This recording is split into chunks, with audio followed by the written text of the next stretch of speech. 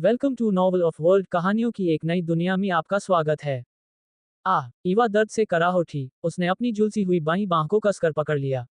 लेखांश एक पेड़ पर बैठा उत्सुकता से ये दृश्य देख रहा था। पहली बार युद्ध में जादू देखना एक अविस्मरणीय अनुभव था। तुम्हें मेरे भाई को नहीं मारना चाहिए था। पंथवादी की आवाज गुस्से से कांप रही थी। वह एक काले लबादे में लिपटा हुआ था जो उसके सिर को भी ढके हुए था। शायद लबादे की अतिरिक्त लंबाई के कारण उसका चेहरा मुश्किल से दिखाई दे रहा था। उसके सीने के केंद्र में भ्रष्टदेव का चिन्ह था, एक सांप जो एक गोले के चारों ओर कुंडली मारे हुए था, जो स्पष्ट रूप से ये दुनिया थी। ये चिन्ह दर्शाता था कि अनुयायियों ने दुनिया पर कब्जा कर लिया है। ईवा ने दांत पीसे, उसकी कटार पिघले हुए लावा की तरह जल उठी और वह एक बार फिर से अनुयायी पर झपटी। लेकिन इससे पहले कि उसका ब्लेड पंथवादी के चेहरे को काट पाता, उसके सामने एक जादुई बाधा जीवित हो उठी, जिसने उसके वार को रोक दिया। ठीक उसी क्षण उसका दाहिना हाथ, जो बिजली से कड़क रहा था, तेजी से आगे बढ़ा और ईवा के पेट पर जा लगा। खुवाक! दर्द की एक तीखी चीख उसके होंठों से निकली और वह पीछे की ओर हवा में उछल गई। कड़क! वह एक पेड़ से जा टकराई, टक्कर से पेड़ की छाल पतले टुकड़ों में बिखर गई। बल के कारण उसकी सांसें रुक गईं और वह अंततः घिसटती हुई रुकी। दर्द उसके शरीर में धड़क रहा था। दांत पीसते हुए पंथवादी ने अपने हाथ ऊपर उठाए और अपने सिर के ऊपर बिजली का एक विशाल गोला जमा किया। हवा कड़कड़ा उठी, गोला और चमकदार होता गया। तभी एक मजबूत पकड़ ने ईवा को खींचकर दूर कर दिया। बिजली का गोला नीचे गिरा, उस जगह को झुलसा दिया जहां वह कुछ ही क्षण पहले खड़ी थी। लेखांश की आवाज उसके कानों में गूंजी। तुम ठीक हो? ईवा कराहते हुए बोली। तुम अपनी जगह से बाहर क्यों आए? मैं इसे संभाल लूंगी। लेखांश ने दांत पीसे। तुम खुद को देखो तो सही। तुम पहले ही आधी कब्र में हो और फिर भी मानती हो कि तुम उस चीज को हरा सकती हो। 6 जैसे ही लेखांश ने बिजली को आगे बढ़ते देखा, उसने लड़की को खींचकर दूर कर दिया। ईवा ने शुक्र है कि विरोध नहीं किया। लेखांश ने उसे कंधों से पकड़कर एक पेड़ के पीछे धकेल दिया। वह इतना शक्तिशाली क्यों है? लेखांश ने पूछा और उस शख्स की ओर झांका जो ईवा को खोजने की कोशिश कर रहा था और चारों ओर देख रहा था। ऐसा लगता है कि बिजली के हमले ने उसे भी अंधा कर दिया है, जिससे पता चलता है कि वह कुत्ते की तरह क्यों घूम रहा है। वह कम से कम कुलीन श्रेणी का है। मुझे उसे कम नहीं समझना चाहिए था। लेखांश की आंखें चौड़ी हो गईं क्योंकि उसे अनुयायियों के बारे में अपने ज्ञान का स्मरण हुआ। कुलीन श्रेणी नीचे से तीसरे स्थान पर आती है, मूल रूप से बी रैंक की तरह, और 77वें रैंक पर कोई व्यक्ति, ईवा, उस शख्स का अकेले सामना नहीं कर सकती। तुमने उसके भाई को मारा ही क्यों? लेखांश ने खींच में पूछा। ईवा ने उसे ठंडा देखा और बुदबुदाई। संरक्षक कभी भी किसी पंथवादी को मारने से पीछे नहीं हटता। वे हमारी दुनिया के लिए एक बीमारी से ज्यादा कुछ नहीं है। ठीक है, मैं समझ गया। तुम अपने कर्तव्य के प्रति समर्पित हो, लेकिन अब क्या? तुम इस तरह मारी जाओगी। ईवा ने उसे दूर धकेल दिया और कहा, मैं उसे मार दूंगी। आह! उसकी आवाज टूट गई क्योंकि उसकी झुलसी हुई बांह में बची हुई बिजली कड़कड़ा उठी। लेखांश ने एक आह भरी और उसकी आंखें घूम गईं। साफ है, तुम उसे मार सकती हो। उसने अचानक वह लकड़ी का चम्मच निकाला जिससे वह पहले खेल रहा था, फिर उससे कहा, लो, इसे इस्तेमाल करो। इसे अपने जादू के साथ मिलाकर उस बेवकूफ पर फेंक दो। ईवा ने आश्चर्य से पलकें झपकाईं क्योंकि उसने खुद को चम्मच पकड़े हुए पाया। उसके होंठ झुंझलाहट में मुड़ गए। हाँ, जरूर, वह इसे फेंकने ही वाली थी कि खतरा! उसकी सहज प्रवृत्ति चिल्ला उठी। बिना किसी हिचकिचाहट के उसने लेखांश को पकड़ा और छलांग लगाए। बूम! बिजली का एक अंधा कर देने वाला बोल्ट उस जगह पर गिरा जहां वे एक पल पहले खड़े थे। विस्फोट से हवा में गर्मी की लहरें फैल गईं। उनके पीछे का पेड़ जलते हुए टुकड़ों में फट गया। जमीन काली पड़ गई। वार के प्रचंड बल से झुलस गई। ईवा के पास सांस लेने का भी मुश्किल से समय था। उसका शरीर सहज प्रवृत्ति पर चला, उसकी उंगलियां चम्मच पर कस गईं। बिना किसी दूसरे विचार के उसने उसे फेंक दिया। बूम! हवा फट गई। एक बहरा कर देने वाली झटके की लहर बाहर की ओर फैली क्योंकि चम्मच आंखों के देखने की गति से भी तेज गति से वातावरण को चीरता हुआ गायब हो गया। अनुयायी की स्मग मुस्कान लड़खड़ा गई। उसकी पुतलियां सिकुड़ गईं। लेकिन अब बहुत देर हो चुकी थी। एक भयानक दरार युद्ध के मैदान में गूंज उठी जैसे ही चम्मच टकराया। हवा में खून बिखर गया। उसका शरीर जोर से झटका, फिर जैसे किसी अनदेखी शक्ति से टकराया हो, वह पीछे की ओर फेंका गया। उसकी खोपड़ी फट गई। उसका शरीर एक मंद, प्राणहीन धम्म के साथ एक पेड़ से टकराया। खामोशी छा गई। ईवा ने अपने खाली हाथ को घूर कर देखा। उसका दिमाग अभी भी जो हुआ था उसे समझने की कोशिश कर रहा था। क्या मैंने अभी एक चम्मच से किसी को मार डाला? लेखांश ने एक आह भरी और अपने पैरों पर खड़ा हो गया और बोला, तुमने इसमें बहुत ज्यादा जादू मिला दिया था। लेकिन ठीक है, चूंकि यह हमारे लिए काम कर गया, तो इस पर ज्यादा विचार न करें। उसने ईवा की ओर अपना हाथ बढ़ाया। लाल बालों वाली लड़की ने अपने हाथ को देखा, फिर वापस उस निर्जीव लाश को। चम्मच गायब हो चुका था और धूल में बदल गया था। हालांकि किसी भी सबूत के बिना भी वह जानती थी कि पंथवादी को उस चम्मच ने मारा था जिस पर उसने मंत्र चिन्ह उकेरे थे। धन्यवाद। उसने उसका हाथ पकड़ा और अपने पैरों पर खड़ी हो गई। लेखांश ने धीमे से सिर हिलाया और कहा, हमें जल्द से जल्द पास के शहर की ओर बढ़ना चाहिए और तुम्हें ठीक करवाना चाहिए। ईवा चुपचाप सिर हिलाया और उसके पीछे चलने लगी। हालांकि उसकी बांह जल गई थी और पूरे शरीर पर कुछ घाव थे, वह बिना किसी ज्यादा कठिनाई के चल सकती थी। लेखांश आभारी था कि निकटतम शहर केवल कुछ 100 मीटर दूर था, अन्यथा ये काफी थका देने वाला होता। घोड़ागाड़ी नष्ट हो गई थी और गाड़ीवान मारा गया था। शांति मिले। वह चुपचाप चल रहा था कि तभी उसने महिला को कहते सुना, अरे, तुम्हें मुझे और भुगतान करने की जरूरत नहीं है। और अगर तुम चाहो तो मैं तुम्हें कुछ हजार दे सकती हूँ। उसके करीब आते हुए उसने कहा, बस कृपया मेरे लिए एक शस्त्रागार बना दो। उन प्यारी आंखों और हल्के से खुले होठों को देखकर जो महिला को एक बहुत ही आकर्षक रूप दे रहे थे, लेखांश निशब्द रह गया। वह नक्चड़ी योद्धा कहाँ गई? लॉकवुड हवेली के अंदर मालती एक अप्रत्याशित मेहमान का मनोरंजन कर रही थी। यह अनौपचारिक मुलाकात मानिकराव दुष्यंत उर्वशी के पिता द्वारा बुलाई गई थी। आलीशान स्वागत कक्ष में मुख्य पक्षों के अलावा मालती का बड़ा बेटा रोहन एक मखमली सोफे पर बैठा था, अनायास अपनी कटार को उंगलियों के बीच घुमा रहा था। उसकी मुद्रा अनौपचारिक थी, लेकिन उसकी तेज आंखें रुचि से टिमटिमा रही थीं। कमरे में अनकहा तनाव भरा हुआ था और हरे बालों वाले मानिकराव का चिंतित व्यवहार इसे और भी बदतर बना रहा था। मालती, अपने वर्षों के बावजूद एक आकर्षक महिला, लंबे हल्के नीले बालों और तिरछी नीली आंखों के साथ एक शांत मुस्कान दी। उसकी अभिव्यक्ति शांत थी, फिर भी उसकी उपस्थिति में एक अचूक तेज धार थी। इतनी कम सूचना पर आपके यहाँ आने का मतलब है, मानिकराव, यह कोई जरूरी मामला होगा, उसने सहजता से कहा। उसकी आवाज हल्की थी, फिर भी उसमें एक अनकहा वजन था। मानिकराव थोड़ा झिझका, उसके चेहरे पर किसी भी संकेत की तलाश कर रहा था कि क्या वह पहले से ही उसके आने का उद्देश्य जानती थी। लेकिन इस दुनिया में कुछ ही लोग मालती को पढ़ सकते थे। उसकी अभिव्यक्ति कुलीनता का सही मुखौटा थी, एक अभ्यस्त, अभेद्य मुस्कान जो कभी नहीं लड़खड़ाई।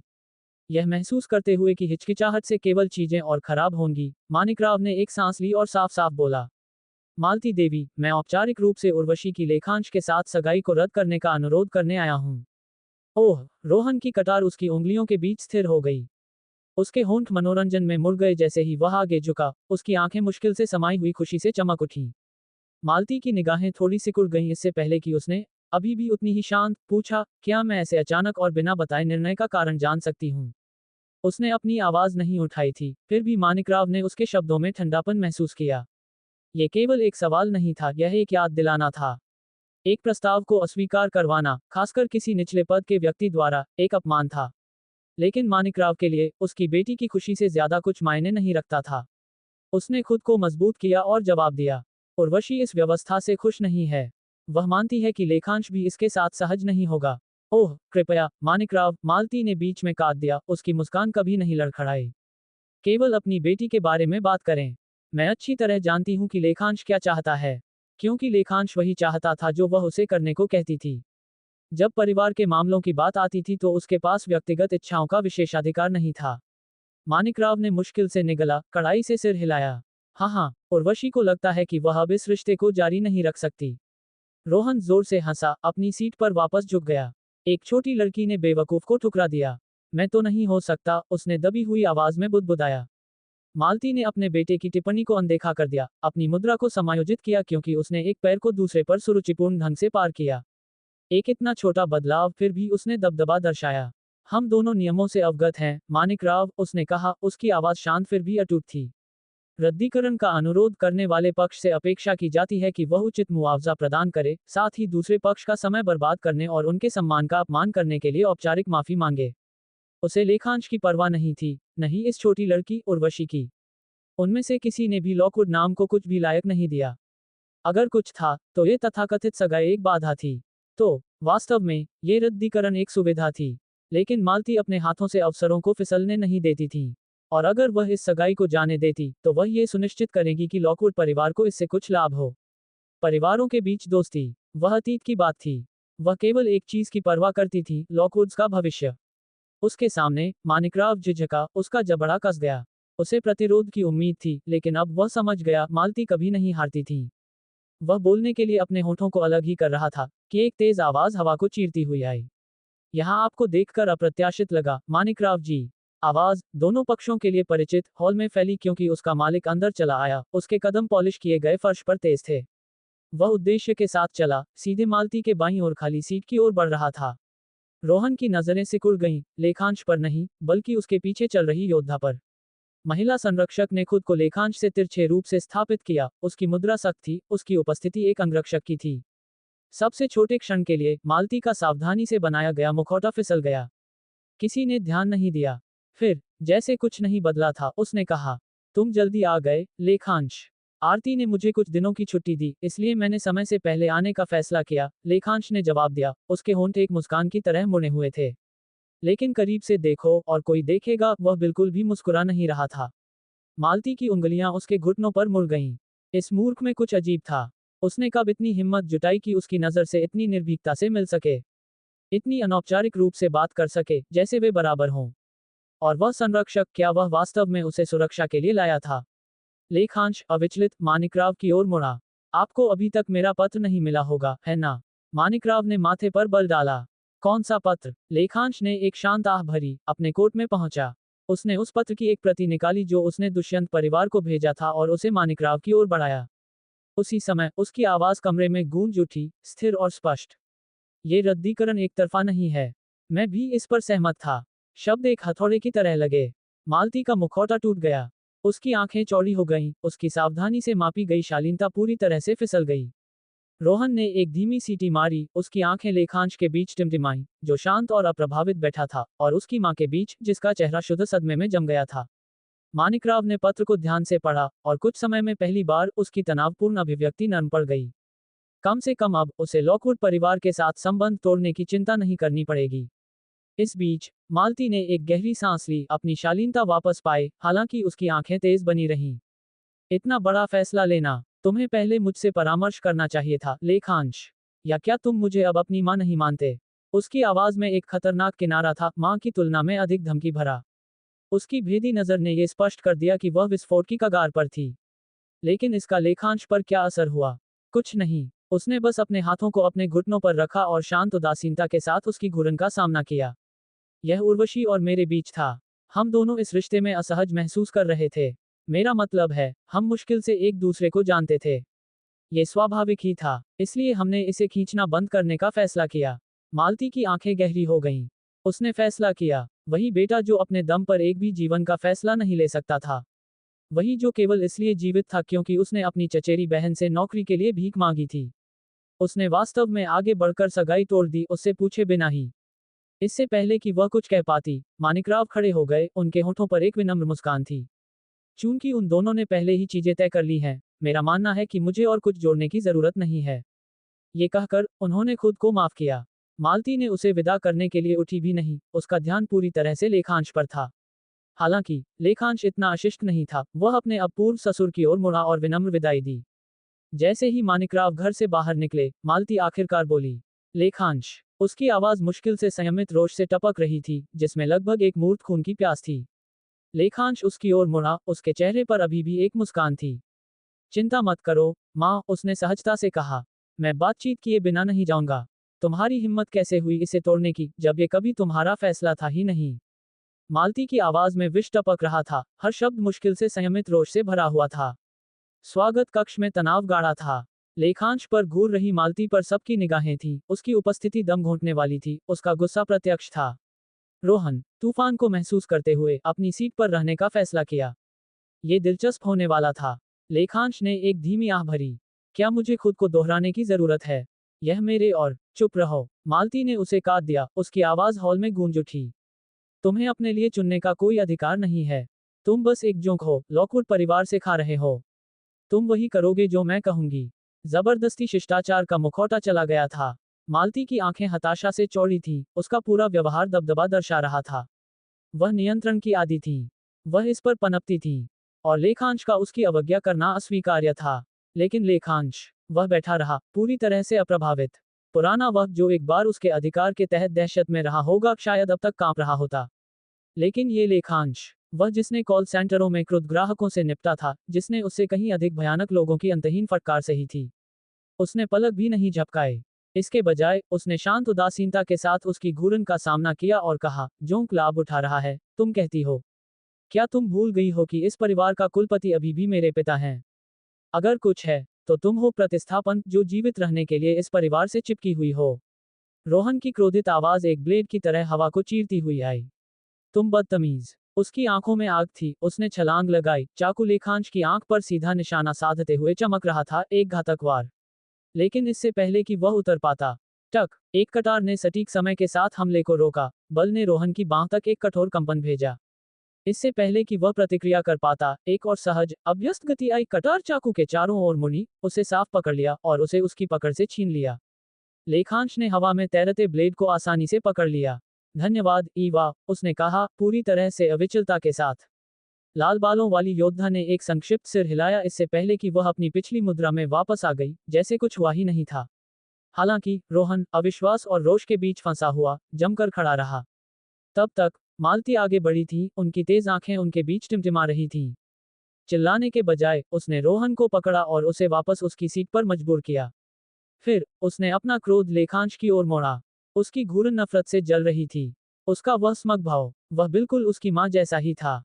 क्या तुम सोचते हो कि किसी और के पीछे छिपना बहादुरी का काम है? उसने थूक दिया, उसकी आवाज मुश्किल से संयमित गुस्से से कांप रही थी। अमांडा के बेटे से यही उम्मीद की जा सकती है। लेखांश ने एक धीमी, जानबूझकर आह भरी, अपनी आंखें घुमाईं। आह, तो अब हम उस पर आ गए हैं, उसने रूखेपन से कहा। एक बच्चा जो नखरे फेंक रहा है उसकी तरह मुझे भड़काने की कोशिश कर रही हो। मुझे बताओ, मालती, क्या ऐसा तब होता है जब कोई अपना पूरा जीवन दूसरे स्थान पर बिताता है?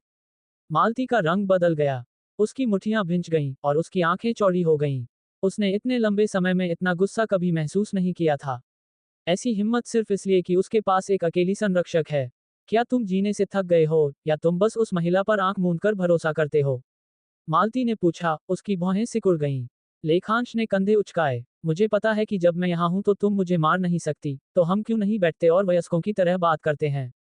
मैं मानता हूं कि मैंने तुम्हें भड़काया, लेकिन तुमने शुरू किया था। इसके अलावा, मैं चीजों को निपटाने के लिए यहाँ आया हूँ। मालती खड़ी रही, उसकी बाहें मुड़ी हुई थीं। क्या निपटाना है? और यह नाटक मत करो कि यह तुम्हारा विचार था, मैंने तुम्हें बुलाया था। लेखांश ने आह भरी, उस भ्रम से थक गया था जो उसने खुद के चारों ओर बनाया था कि सब कुछ उसके चारों ओर घूमता है। फिर भी, वह मुद्दे पर आया। मुझे पता है कि तुम मेरी माँ की वजह से मुझसे नफरत करती हो। और सच कहूं, तो मैं भी तुम्हें ज्यादा पसंद नहीं करता। तो हम क्यों नहीं एक अच्छा परिवार होने का नाटक छोड़ देते हैं? मालती ने माथे पर बल डाला, लेकिन इस बार यह गुस्सा नहीं था, यह विचार के करीब कुछ था। तुम क्या कहना चाह रहे हो? लेखांश थोड़ा पीछे झुका। तुम्हारे पास मुझसे छुटकारा पाने का सही बहाना है। अगर तुम मेरा नाम लॉकवुड परिवार से मिटा देती हो, तो कोई तुम्हें दोष नहीं देगा। ये वास्तव में राज परिवार के साथ तुम्हारे संबंधों को मजबूत करेगा, और चूंकि ज्यादातर लोग सोचते हैं कि मैं वैसे भी एक धोखा हूं, वे इस पर सवाल नहीं उठाएंगे। मालती ने एक भौं उठाई। क्या तुम नहीं हो? उसने मजाक उड़ाया। लेखांश हंसा। तुम्हें जल्द ही सच्चाई सुनने को मिलेगी। फिर, एक शांत, मापी हुई आवाज में, उसने जारी रखा, मैं बेदखल होने के लिए तैयार हूं। मैं विरासत के लिए नहीं पूछूंगा, और जब उत्तराधिकार का समय आएगा तो मैं दिखाई भी नहीं दूंगा। अगर तुम चाहो, तो मैं एक अनुबंध पर भी हस्ताक्षर कर दूंगा। मालती की उंगलियां फड़फड़ाईं। वह क्या योजना बना रहा है? वह सिंहासन के लिए नहीं लड़ेगा। उसकी सबसे बड़ी चिंता हमेशा गणपति की लेखांश के प्रति शौक रही थी। अगर लेखांश स्वेच्छा से दूर हट जाता, तो गणपति के पास आगे बढ़ने के अलावा कोई विकल्प नहीं होता। यहाँ तक कि ईवा, जो इस समय तक शांत रही थी, ने खुद को अविश्वास में घूरते हुए पाया। उसके पारिवारिक स्थिति को देखते हुए, यह आश्चर्य की बात नहीं है कि वह बाहर निकलना चाहता है। लेकिन इसे इतनी आसानी से छोड़ देना। मालती ने पूछने से पहले एक पल लिया, और बदले में तुम्हें क्या चाहिए? लेखांश ने लापरवाही से एक पैर को दूसरे पर पार किया। 10 प्लेटिनम के सिक्के और चांदी की एक अच्छी पट्टी। यह क्या? रोहन ने शुरू किया, लेकिन मालती ने उठे हुए हाथ से उसे चुप करा दिया। बस इतना ही? उसने पूछा, उसे बारीकी से देखते हुए। लेखांश ने कंधे उचकाए। क्या तुम मुझे और देना चाहती हो? मालती ने अपनी आंखें सिकोड़ी। मुझे ये लिखित में चाहिए। लेखांश ने कंधे उचकाए। मुझे मंजूर है। अपनी सीट से उठते हुए, उसने जोड़ा, अनुबंध तैयार करवाओ और मेरे कार्यालय में भेजो। और सुनिश्चित करें कि भुगतान उसके साथ आए, मुझे तुम पर भरोसा नहीं है। मालती ने उसके व्यंग्य पर प्रतिक्रिया नहीं की, बस उसे देखती रही, उसकी बाहें अभी भी मुड़ी हुई थीं। लेखांश जाने के लिए मुड़ा लेकिन अचानक अपनी जेब में पहुंचा। एक पत्र निकालते हुए उसने उसे उसकी ओर बढ़ाया। ये पिताजी के लिए है। मालती ने उसे लेते ही कठोर हो गईं। तुम इसे पढ़ सकती हो अगर तुम चाहो, उसने लापरवाही से कहा। बस एक साधारण अलविदा। मैं तुम्हारे लिए भी एक लिखता, लेकिन वह करीब आया, अपनी आवाज को इतना धीमा कर दिया कि उसकी सांस उसके कान के पास छू गई। लेकिन हम इतने करीब नहीं हैं। उन विदाई शब्दों के साथ वह मुड़ा और चली गई, एक परेशान मालती को पीछे छोड़ते हुए। और उसके साथ लॉकवुड परिवार के साथ उसके संबंध समाप्त हो गए। लेखांश उसी दिन घर से निकल गया जिस दिन वह आया था। कारण सरल था, वह उस महिला के आसपास कहीं भी नहीं रहना चाहता था। वह परिवर्तनीय थी, उसके मूड तूफान के बादलों की तरह बदलते थे, और उसका इरादा उस बारिश में फंसने का नहीं था। उसने उसे भड़काने की योजना नहीं बनाई थी, पहले तो नहीं। लेकिन जब बातचीत ने एक तेज मोड़ लिया, तो उसने खुद को रोका नहीं। शरीर के पिछले मालिक की लंबी नफरत सतह पर अपना रास्ता खोज चुकी थी, और उसने इसे बिखरने दिया। रात भर यात्रा करते हुए गाड़ी के अंदर ईवा अपनी सीट पर खिसक गई। तुम्हारी सौतेली माँ भयानक है, उसने बुदबुदाया। लेखांश ने एक धीमी आह भरी। वह है, उसने स्वीकार किया। लेकिन मैं समझता हूँ, कोई भी उस वजन के नीचे अपना संतुलन खो देगा जो वह उठाती है। ईवा पूरी तरह से कुलीनता के बोझ को नहीं समझती थी, लेकिन वह पर्याप्त समझती थी। उसने एक छोटा सिर हिलाया। तुम्हारे पिता का क्या? क्या तुम अलविदा नहीं कह रहे हो? लेखांश ने फिर से सांस छोड़ी, इस बार शांत। हम करीब थे, लेकिन मेरी अनुपस्थिति उन्हें और बीमार करने के लिए पर्याप्त नहीं थी। अपनी यादों से वह जानता था कि उनका रिश्ता साधारण था। उसके पिता ने उसे डांटा था और उसकी परवाह की थी, जैसे कोई भी माता पिता करेंगे। लेकिन अपनी पहली पत्नी को खोने के बाद वह आदमी लेखांश और दुनिया दोनों से दूर हो गया था। तो जैसा कि लेखांश ने देखा, जाने से ज्यादा कुछ नहीं बदलेगा। तुम्हारा जटिल परिवार है, ईवा ने सोचा, अपनी आंखें बंद कर लीं और अपनी बाहें पार कर लीं। लेखांश धीरे से हंसा, फिर अपनी नजर खिड़की की ओर मोड़ी। चांद दुनिया को चांदी की रोशनी में नहला रहा था, गुजरता हुआ दृश्य शांत और अनंत था। रात उसे आराम करने के लिए बुला रही थी, लेकिन इसके बजाय वह अपनी पढ़ाई की ओर मुड़ा। सिस्टम शून्य के अंदर लेखांश एक खुली किताब के साथ बैठा था, उसका दिमाग जादू के चैनलों के जटिल प्रवाह में लीन था। पहले उसका ध्यान उन्हें समझने पर था, वे कैसे काम करते हैं, वे व्यक्तियों के बीच कैसे भिन्न होते हैं। लेकिन अब उसका ध्यान बदल गया था। वह मंत्र चिन्ह खींचना सीख रहा था जो उन चैनलों से जुड़ते थे, कैसे कुछ निर्बाध बनाना है। एक व्यक्ति के पास 17 तक जादू के छेद हो सकते हैं, हम किसी के पास जितने ज्यादा छेद होते थे, एक स्थिर मंत्र चिन्ह बनाना उतना ही मुश्किल होता था। हर छेद को एक कनेक्शन की आवश्यकता होती थी, जैसे शरीर के जादू और उस हथियार के बीच एक पुल बनाना जिसे वह शक्ति देता था। और वह पुल मजबूत होना चाहिए था। अगर लिंक कमजोर था और योद्धा शक्तिशाली था, तो कनेक्शन टूट सकता था। जादू हवा में रिस जाएगा, बर्बाद हो जाएगा। अधिकांश के लिए यह इतना खतरनाक नहीं लग सकता है। लोगों के पास पर्याप्त से ज्यादा जादू होता था। लेकिन अगर प्रवाह अस्थिर हो जाता, अगर बहुत ज्यादा तेजी से खो जाता, तो वे नियंत्रण से बाहर हो सकते थे, खुद को सूखने तक निचोड़ सकते थे, इससे पहले कि वे महसूस भी करें कि क्या हो रहा है। यह एक कीप का उपयोग करके एक जार से एक बर्तन में तेल डालने जैसा था। अगर कीप अक्षुण्ण थी, तो सब कुछ सुचारू रूप से बहता था। लेकिन अगर यह टूटा हुआ था, तो तेल जमीन पर फैल जाएगा, बर्बाद हो जाएगा। और जब तक आप ध्यान देंगे, जार पहले ही खाली हो चुका होगा। वह जोखिम था, ये खतरनाक था, अक्षम्य, और इसके लिए पूर्ण नियंत्रण की आवश्यकता थी। दूसरे धागे के सार को समझने के लिए 2 EXP। परिचित घंटी उसके कानों में बजी, उसे उसकी एकाग्रता से बाहर खींच लिया। लेखांश ने एक धीमी सांस छोड़ी, किताब बंद कर दी, और जमीन पर लेट गया, अपनी बाहों को एक अस्थायी तकिया के रूप में इस्तेमाल किया। उसकी नजर उसके ऊपर अनंत शून्य में भटक गई। सिस्टम, तुम चाहते हो कि मैं सभी 5 धागों में महारत हासिल करूं, क्यों? मेजबान को एक पूर्ण विकसित मंत्र चिन्हकार बनाने के लिए। ठीक है, लेकिन चलो वास्तविक बने, अकेले मंत्र चिन्हकारी मुझे इस दुनिया में जीवित नहीं रखेगी। अगर कोई राक्षस प्रकट होता है, तो मैं ठीक बीच लड़ाई में मंत्र चिन्ह बनाना शुरू नहीं कर सकता और उम्मीद करता हूं कि वह मेरी प्रतिभा के कारण मुझे माफ कर देगा। सिस्टम शांत हो गया। वह उसका मुद्दा समझ गया। मंत्र चिन्हकारी मूल्यवान थी। यह एक कौशल था जो उसे धनी, सम्मानित, यहां तक कि प्रभावशाली भी बना सकता था। लेकिन जब वास्तविक खतरा आता है, जैसा कि पहले अनुयायी से हुआ था, तो धन और ज्ञान पर्याप्त नहीं होंगे। किसी बिंदु पर कोई भी सोना या विशेषज्ञता उसे नहीं बचाएगी। ये सब उसकी अपनी ताकत पर निर्भर करेगा। क्या मेजबान उस सुविधा के बारे में जानकारी प्राप्त करना चाहता है जिसे वह भविष्य में अनलॉक करेगा? मूल्य 100 XP। हाँ, नहीं। लेखांश ने एक भौं उठाई। यह नया है। क्या यह एक ऐसी सुविधा है जो मुझे मजबूत बनने में मदद करेगी? सिस्टम शांत रहा, चमकती स्क्रीन अपनी प्रेरणा में अडिग थी। यह एक सरल विकल्प था, 100 EXP खर्च करें या इसे अनदेखा करें। लेखांश केवल एक पल के लिए झिझका। वह पहले ही मंत्र चिन्हकारी सीखते समय अनुभव बिंदु प्राप्त कर रहा था, थोड़ा खर्च करने से नुकसान नहीं होगा। हाँ, आदेश स्वीकार किया गया। अंतर आयाम चैट समूह मेजबान को विभिन्न दुनियाओं से प्राणियों के साथ बातचीत करने और उनके साथ व्यापार करने की अनुमति देता है। मेजबान मुद्रा या ज्ञान के लिए शस्त्रागार का आदान प्रदान कर सकता है। लेखांश ने 2 बार संदेश को पढ़कर पलकें झपकाईं। कई दुनियाओं में एक व्यापार नेटवर्क। तुम मुझे बता रहे हो, मैं अपने मंत्र चिन्ह से गढ़े गए हथियारों को पैसे या ज्ञान के लिए व्यापार कर सकता हूँ। यहाँ तक कि लड़ाई का ज्ञान भी।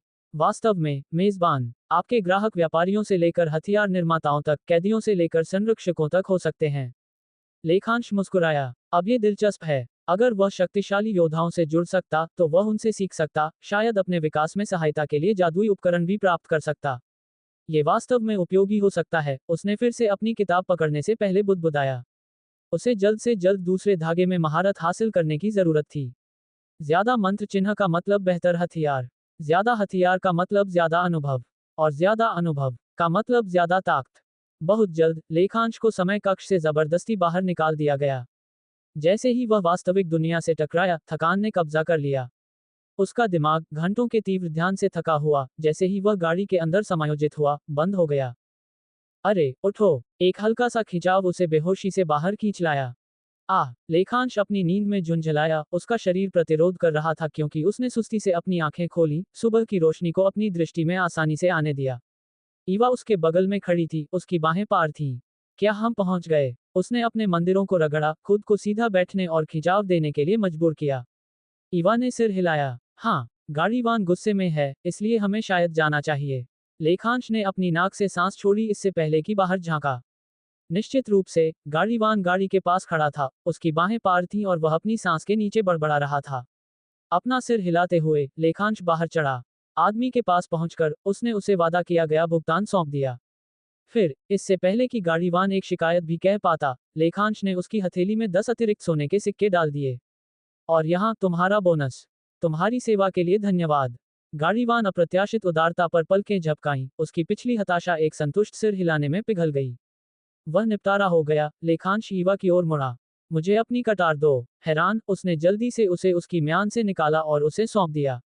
लेखांश ने मुश्किल से उसके परेशान अभिव्यक्ति को दर्ज किया क्योंकि वह काम कर रहा था। उसकी उंगलियों ने हवा के माध्यम से मंत्र चिन्ह का पता लगाया, उन्हें परिष्कृत किया, उसकी जादुई संबंध के लिए समायोजित किया। एक बार संतुष्ट होने के बाद, उसने ब्लेड पर अंतिम मंत्र चिन्ह उकेरा और उसे वापस सौंप दिया। ये हो गया। ईवा ने हकलाया, अविश्वास में हथियार को घूरते हुए। लेखांश ने सिर हिलाया, फिर एक छोटी थैली निकाली। और यहाँ, इसे मेरी जान बचाने के लिए धन्यवाद समझो। ईवा की आंखें चौड़ी हो गईं। उसने तुरंत सिर हिलाया। मैं स्वीकार नहीं कर सकती। बस इसे रख लो। लेखांश ने हस्तक्षेप किया, उसका लहजा फम था। या मैं अगली बार तुम्हारी मदद के लिए नहीं पूछूंगा। ईवा ने अपना मुंह बंद कर लिया। एक लंबे क्षण के लिए, वह झिझकी। फिर चुपचाप थैली स्वीकार कर ली। लेखांश की मुस्कान वापस आ गई। अच्छी लड़की। एक कदम पीछे हटते हुए, उसने उसे एक आकस्मिक लहर दी। बाद में मिलते हैं, मैडम। और उसके साथ, वह मुड़ा और चला गया। उर्वशी हाल ही में ठीक महसूस नहीं कर रही थी। अपराध बोध से तड़पती हुई, उसने खुद को अपने कमरे में बंद कर लिया था, पूरे एक दिन के लिए बाहर निकलने से मना कर दिया था। जब तक छात्रावास अधीक्षक ने दरवाजा नहीं खटखटाया, तब तक उसे आखिरकार बाहर निकलने के लिए मजबूर नहीं किया गया। महिला ने एक शब्द भी नहीं कहा, बस दरवाजा खोला और उर्वशी को बिना किसी सहानुभूति के बाहर खींच लिया। वह निर्दयी थी। अब, उर्वशी अर्णव के साथ हॉलवे में चल रही थी, नाश्ते के लिए भोजनालय की ओर जा रही थी। उनके बीच की खामोशी भारी थी। तुम वास्तव में मेरी परवाह नहीं करते, है ना? अर्णव ने कहीं से भी कहा, उसकी आवाज धीमी लेकिन साफ थी। शब्दों ने उर्वशी को उसके रास्ते में रोक दिया। पिछली रात रोने से उसकी आंखें अभी भी थोड़ी सूजी हुई थीं। उसने आश्चर्य से उसकी ओर देखा और फुसफुसाया, तो तुम ऐसा क्यों कहोगे? तुम जानती थी कि खुद को बंद करने से मैं चिंतित हो जाऊंगा। लेकिन तुमने फिर भी ऐसा किया, उसने कहा, उसके कंधे झुक गए। क्या मैं तुम्हारे लिए इतना कम मायने रखता था? उर्वशी पूरी तरह से चलना बंद कर दिया। उसके हाथ हल्के से कांप गए और उसकी आंखों में फिर से आंसू भरने लगे। उसने धीरे धीरे अपना सिर हिलाया। यह ऐसा नहीं है, अर्णव। मुझे सामना करना नहीं आता था। न तुम्हारा, न किसी का। ऐसा लगा जैसे मेरे पैरों के नीचे की दुनिया बदल गई है। मुझे बस सांस लेने, सोचने के लिए कुछ समय चाहिए था। अर्णव ने जमीन को घूर कर देखा, उसकी आंखें उसके बैंग्स के पीछे छिपी हुई थीं। लेकिन क्या इससे कुछ बदलता है? उसने धीरे से पूछा। उसने तुम्हें जो कुछ भी बताया उसके बाद क्या अब चीजें अलग लगती हैं? क्या तुम्हें हम पर अफसोस है? उसकी आवाज अंत में टूटी, बस इतना कि उर्वशी का दिल डूब जाए। वह उसकी मुद्रा में डर देख सकती थी, जिस तरह से वह उसकी आंखों से नहीं मिल पा रहा था। वह उसका हाथ पकड़ने के लिए पहुंची, उसे कसकर पकड़े हुए। नहीं, अर्नव, कुछ नहीं बदला है। हाँ, लेखांश के शब्दों ने मुझे हिला दिया, लेकिन वे यह नहीं मिटाते कि तुम मेरे लिए क्या मायने रखते हो। मैं अभी भी तुम्हें पसंद करती हूँ। मुझे कभी इस बात का अफसोस नहीं होगा कि हम एक साथ क्या रहे हैं। वह सच था। लेखांश का इकबालिया बयान अप्रत्याशित था, निश्चित रूप से। लेकिन इसने इस तथ्य को नहीं बदला कि अर्नव वह था जो उसके साथ खड़ा था, जब वह टूट रही थी तो उसे पकड़े रखा था, और उसे महसूस कराया था कि वह मायने रखती है। अर्नव ने एक लंबी, कांपती सांस छोड़ी। वह सुझाव देने ही वाला था कि वे कुछ गर्म खाएं और नाश्ते पर अपने दिलों को स्थिर करें, जब आह, किसी ने हॉलवे के कोने के चारों ओर प्रकट किया। जैसे ही उसने उन्हें देखा तो अपने रास्ते में रुक गया। वह लेखांश था। उसकी आंखें उनके जुड़े हुए हाथों की ओर गईं, लेकिन फिर वह मुस्कुराया और कहा, सुप्रभात। यह एक अजीब स्थिति थी क्योंकि उन्होंने हाल ही में तोड़ा था, और उर्वशी अर्नव के साथ हाथ पकड़े हुए घूम रही थी। लेखांश उनके लिए चीजों को मुश्किल नहीं बनाना चाहता था, इसलिए उसने अपनी आवाज शांत और साफ रखी। मैं हाल ही में तुम्हारे पिताजी से मिला और उन्हें रद्दीकरण नोटिस सौंप दिया। तो तुम्हें अब चिंता करने की जरूरत नहीं है। उर्वशी का दिल एक धड़कन चूक गया। उसने अपना मुंह खोला, कुछ कहना चाहती थी, लेकिन लेखांश पहले ही उनके पास से आगे बढ़ चुका था, पीछे देखे बिना चला गया। उसने दूर होती उसकी आकृति को देखा, फिर चुपचाप आह भरी। अर्नव उसके बगल में खड़ा था, उसने अपना सिर थोड़ा झुका लिया। वह अस्वाभाविक रूप से विचारशील है। उर्वशी ने सहमति में एक छोटी सी गुनगुनाहट निकाली, पूरी कहानी का खुलासा नहीं किया। उसने अर्नव को उस मुआवजे के बारे में नहीं बताया था जो लेखांश ने मांगा था। शायद इसलिए उसके पास अभी भी उसकी एक सकारात्मक छवि थी। फिर भी, मुआवजे के साथ भी, उर्वशी ने सोचा, इस बात से इनकार नहीं किया जा सकता कि लेखांश एक दयालु आदमी है। उन्होंने बाद में भोजनालय में कुछ शांतिपूर्ण समय बिताया, वातावरण हल्का और आरामदायक था। हंसी लगातार नहीं थी, लेकिन यह वास्तविक थी। ये सामान्य स्थिति की एक छोटी सी जेब जैसा महसूस हुआ। आखिरकार, वे अपने कमरों में लौट आए। अर्नव ठीक अपने दरवाजे के बाहर रुक गया, उसके हाथ उसकी कमर पर टिके हुए थे। वह एक पल के लिए स्थिर खड़ा रहा, खामोशी को अपने चारों ओर बसने दिया। उसने उर्वशी के बारे में सोचा। वह फिर से मुस्कुरा रही थी। फिर से खुद थी। और वह एक अच्छी बात थी। आखिरकार, मुझे मेरी योजना के लिए उसकी जरूरत है। लेखांश तुरंत अपने कार्यालय नहीं गया, बल्कि वह प्रधानाचार्य के कार्यालय की ओर बढ़ा। टक टक, अंदर आइए, उसने लगभग तुरंत कहा। लेखांश ने दरवाजा अनलॉक किया और अंदर कदम रखा, और तुरंत सिगरेट की भयानक गंध सूंघकर माथे पर बल डाला। तुम सुबह सुबह धूम्रपान क्यों कर रही हो? आरती ने उस दस्तावेज से ऊपर नहीं देखा जिसकी वह समीक्षा कर रही थी। उसका कलम अभ्यस्त आसानी के साथ चला क्योंकि उसने कहा, यह मुझे केंद्रित रहने में मदद करता है। वैसे भी, ये कैसा रहा? उसने आखिरकार फाइल बंद कर दी और उसे बैठने के लिए इशारा किया। लेखांश ने सीट ली, उसका लहजा शांत लेकिन हल्के वजन से भरा हुआ था। यह उम्मीद से बेहतर रहा। मैंने लॉकवुड परिवार के साथ सभी संबंध तोड़ दिए, कुछ सिक्कों के बदले में। आरती पहले ही बैठक के पीछे के कारण को जानती थी, उसने उसे पहले ही बता दिया था। और सच्चाई से, उसने उसके फैसले का समर्थन किया था। लॉकवुड हवेली की महिला लंबे समय से लेखांश को अपने नियंत्रण में रखने की साजिश रच रही थी, और जब उत्तराधिकार का समय आएगा, तो वह उसे खत्म करने के लिए कुछ कठोर करने में संकोच नहीं करेगी। दूर हटना सबसे सुरक्षित विकल्प रहा था।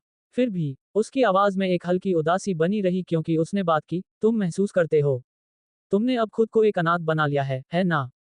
मैं जानती हूं कि तुम अपने पिता से कितना प्यार करते थे। इसलिए ये ढोंग मत करो कि यह तुम्हें प्रभावित नहीं करता है। लेखांश ने एक लंबी, शांत आह भरी। मेरी जान और उनके साथ मेरे बंधन के बीच, मैंने निश्चित रूप से अपनी जान को चुना, उसने धीरे से कहा। मालती देवी मुझसे छुटकारा पाने के लिए किसी भी हद तक चली जाती। तो, मैं बस किनारे हट गया और उसके लिए इसे आसान बना दिया। कोई घायल नहीं हुआ। आरती अपनी कुर्सी में पीछे झुक गई, उसे करीब से देख रही थी। उसकी आवाज स्थिर थी, उसकी मुद्रा आरामदायक थी, लेकिन वह अभी भी इसे महसूस कर सकती थी। दर्द का वह टिमटिमाना जो सभी तर्क के नीचे दफन था। और किसी तरह, इसने उसे उसका और भी सम्मान कराया। अपना सिर हिलाते हुए, उसने उसे सूचित किया, मैंने तुम्हें जरूरी सामग्री तैयार कर ली है और उन्हें कार्यशाला में पहुंचा दिया है।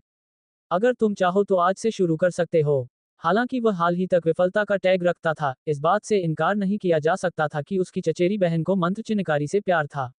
इसलिए उसने जल्दी चीजें तैयार की ताकि वह खुद को काम में लगा सके। अरे, क्या मुझे एक व्यक्तिगत कार्यशाला मिल सकती है? लेखांश ने झिझक में पूछा। आरती ने माथे पर बल डाला, तुम्हें व्यक्तिगत जगह की जरूरत क्यों है? तुम माफिया को हथियार की आपूर्ति नहीं कर रहे हो, है ना? वास्तव में, ये पहला विचार था जो तुम्हें आया। उसके होंठों से एक खींच भरी आह बहते हुए अपना सिर हिलाते हुए, उसने जोड़ा, जैसा कि तुमने संघ के सदस्यों से सुना, मेरे पास मंत्र चिन्हकारी का एक अलग और अद्वितीय तरीका है, इसलिए मैं इसे मास्टर करने तक दूसरों को प्रकट नहीं करना चाहता। आरती अभी भी उसके कारण के बारे में अनिश्चित थी, लेकिन चूंकि लेखांश का विकास उसे और अकादमी की मदद करेगा, उसने उससे आगे कुछ नहीं पूछा और कहा, मैं इसे आज शाम तक तैयार करवा दूंगी। हालांकि, मैं नियमित रूप से तुम्हें जांचने आऊंगी। लेखांश ने कंधे उचकाए, अगर ये तुम हो, तो मुझे कोई आपत्ति नहीं है। आरती ने उन शब्दों पर झिझक महसूस की क्योंकि उसने अपना सिर नीचे कर लिया। तभी, टक टक, यह मैं हूँ, प्रधानाचार्य। परिचित आवाज सुनकर, आरती ने उसे अंदर कदम रखने के लिए कहा। दूसरी तरफ से, प्रशासनिक प्रमुख एक चिंतित चेहरे के साथ अंदर चली आई क्योंकि उसने सूचित किया, प्रधानाचार्य, राजकुमार अकादमी में पहुंच गए हैं। राजकुमार, उसने अपनी भौहों को ऊपर उठाते हुए पूछा और जवाब में एक सिर हिलाना मिला। आरती ने बची हुई सिगरेट फेंक दी और कहा, ठीक है, उसे 5 मिनट में अंदर भेजो। नहीं, मैडम, वह श्री लेखांश से मिलने के लिए यहाँ है। लेखांश चौंक गया, वह दुनिया में उससे क्या चाहता है? 2 दिन पहले, रुद्राक्षपुरम की राजधानी में, राजमहल के केंद्र में बने एक विशाल सम्मेलन कक्ष में, राज्य के कई शीर्ष गणमान्य व्यक्ति एकत्रित थे। मुख्य सलाहकार, वित्त मंत्री, प्रधानमंत्री, ड्यूक और प्रथम राजकुमार सभी उपस्थित थे। मेज के मुखिया पर देश के शासक, महाराजा देवेंद्र, विराजमान थे। वे अपनी सीमाओं के पार से आई परेशानी भरी खबर पर चर्चा करने के लिए यहाँ थे। प्रधानमंत्री, छोटे हरे बालों और लंबी, लटकी हुई मूंछों वाले एक व्यक्ति ने सबसे पहले बोलना शुरू किया। उनकी आवाज शांत थी, पर उसके नीचे एक बेचैनी दबी थी। देवी वंशवी ने हमारी सीमा के पास जमा हुए सारे पंथवादियों को वीरान भूमि की ओर धकेल दिया। और फिर उन सभी को मिटा डाला। युवराज एकांश, लंबा, तीखे नैन नक्श, सुनहरे बाल और साफ नीली आंखों वाले, थोड़ा आगे झुके। कोई हताहत? उन्होंने पूछा, हालांकि कमरे में मौजूद बाकी सभी की तरह उन्हें भी इसका जवाब पहले से पता था। कोई नहीं, प्रधानमंत्री विशाल ने भौहें सिकोड़कर उत्तर दिया। उन्होंने सब कुछ अकेले संभाला। एक पल का सन्नाटा छा गया। उस तथ्य का वजन उन पर एक घने कोहरे की तरह छा गया। युवराज ने चुप्पी तोड़ी। उनकी आवाज स्थिर थी, लेकिन उनके शब्दों में तनाव था।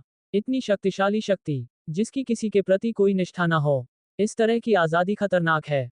जिस रक्षक का उल्लेख पहले हुआ था, वंशवी, वह किसी राष्ट्र से संबंधित नहीं थी। उन्होंने न कभी नागरिकता स्वीकार की, न किसी झंडे के प्रति निष्ठा की शपथ ली। हाँ, एक समय था जब वह एक जगह को अपना घर कहती थी, दक्षिण सागर के किनारे का एक राष्ट्र। लेकिन 2 साल पहले, उसी राष्ट्र को विनाश से बचाने के बाद, उन्होंने एक शांत लेकिन साहसी अनुरोध किया, आजादी। उन्हें कोई बंधन नहीं चाहिए था। न किसी सरकार से, न किसी ताज से, बस आजादी। अंत में, उनके पास उन्हें जाने देने के अलावा कोई विकल्प नहीं था। तब से, वंशवी एक आजाद पंछी की तरह हैं, दुनिया भर में घूमती हैं, जहां भी खतरा मंडराता है, उसका पीछा करती हैं। वह राक्षसों, पंथों और हर उस चीज का शिकार करती हैं जिसमें उनकी रुचि हो। कभी कभी, वह लोगों की मदद भी करती हैं। लेकिन केवल उन्हीं की जिन्हें वास्तव में जरूरत होती है। राजनीति के लिए कभी नहीं। एहसान के लिए कभी नहीं। उनका कहने को कोई परिवार नहीं था। केवल एक व्यक्ति करीब था, एक घनिष्ठ मित्र, जो दुनिया में चौथे स्थान पर था और सबसे शक्तिशाली राष्ट्र से जुड़ा था। फिर भी उस बंधन के बावजूद, किसी ने उन्हें कभी एक दूसरे पर निर्भर होते नहीं देखा था। उनका संबंध शांत था, दूर का, शायद पवित्र भी। एक विचारपूर्ण चुप्पी के बाद, महाराजा देवेंद्र ने अंततः बात की। उनकी आवाज शांत लेकिन दृढ़ थी। जब तक वह हमारे मामलों में दखल नहीं देती या हमारे क्षेत्र में कदम नहीं रखती, तब तक चिंता का कोई कारण नहीं है। इसके साथ, सबसे शक्तिशाली शिकारी का विषय बंद हो गया। किसी ने एक शब्द भी जोड़ने की हिम्मत नहीं की। बैठक जारी रही। मंत्र शिखर संघ, मेजटावर से 3 मंत्रज्ञों ने हाल ही में निरीक्षण के लिए केंद्रीय अकादमी का दौरा किया, किसी ने सूचना दी। महाराजा देवेंद्र की भौहों में हल्का सा तनाव आ गया। उन्हें एक हालिया विवाद के बारे में याद आया, एक प्रोफेसर और उनकी अपनी बेटी के बीच का टकराव। आज, एक फैसला लिया जाना था। एक ऐसा फैसला जो उनके मन में काफी समय से चल रहा था। लेखांश, महाराजा ने कहा, उनकी आवाज स्मृति से थोड़ी सख्त हो गई। क्या वे उसे संघ में ले गए, या उसे राजधानी भेजा गया? महाराजा की आवाज ने न केवल लेखांश को धोखेबाज कहा, बल्कि यह भी दिखाया कि वह अपनी बेटी के निर्णय पर कितना भरोसा करते थे। लेकिन तभी अप्रत्याशित उत्तर आया। लेखांश ने परीक्षा पास कर ली, महाराज। युवराज एकांश पलक झपकाए, स्पष्ट रूप से भ्रमित थे। क्या वह एईटी में फेल नहीं हुआ था? उन्होंने ही सिया को विफलता की सूचना दी थी। इसमें संदेह की कोई गुंजाइश नहीं थी। अधिकारी ने रिपोर्ट पलटते हुए बात जारी रखी। न्यायाधीशों को उनका रुनस्मिथिंग न केवल सटीक बल्कि उल्लेखनीय रूप से कुशल भी लगा। और जाहिरा तौर पर उन्होंने दोहरी आत्मीयता वाले एक छात्र की पहचान की। अग्नि और वह रुके। अंतिम शब्द पढ़ते हुए उनकी भौहें उठ गईं। ज्योति, रुको, ज्योति, लाइट। ड्यूक रणधीर आगे झुके, उनकी आंखें थोड़ी चौड़ी हो गईं। प्रधानमंत्री विशाल ने दृढ़ता से सिर हिलाया।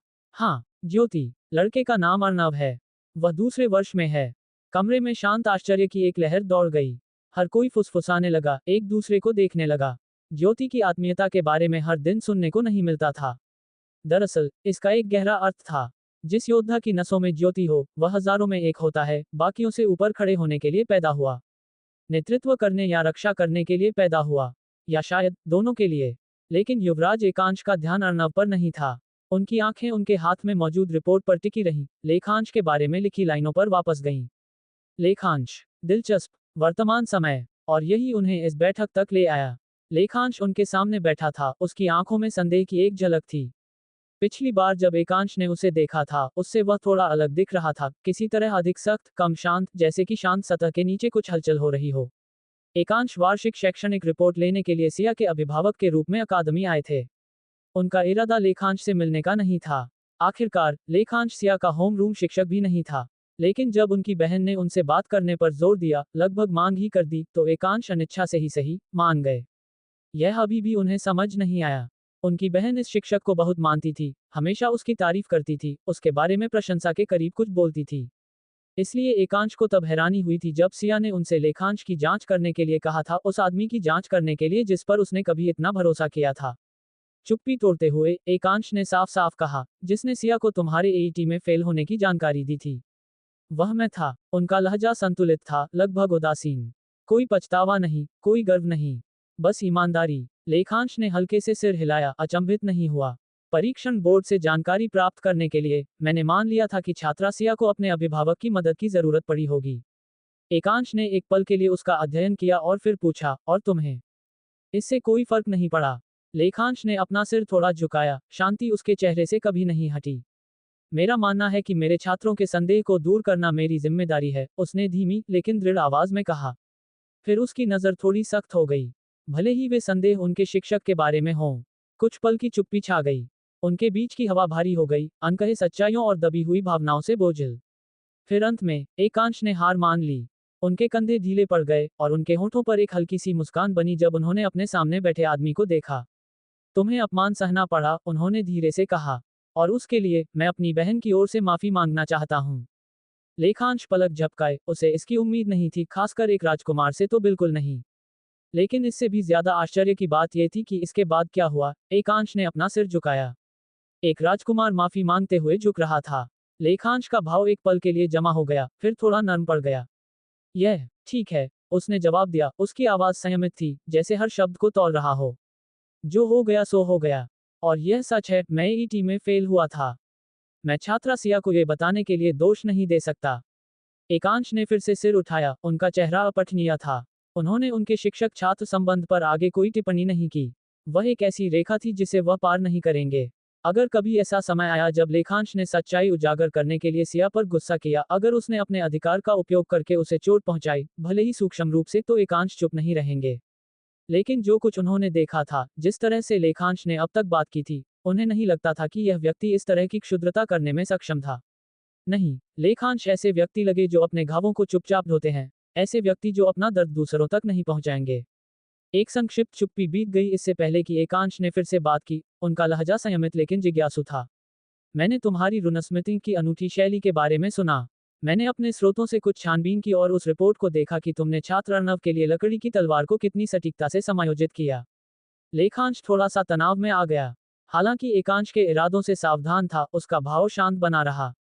उसने एक हल्का, सम्मानजनक नमस्कार किया। आपकी प्रशंसा से मैं सम्मानित महसूस कर रहा हूँ, युवराज। एकांश ने हल्का सिर हिलाया।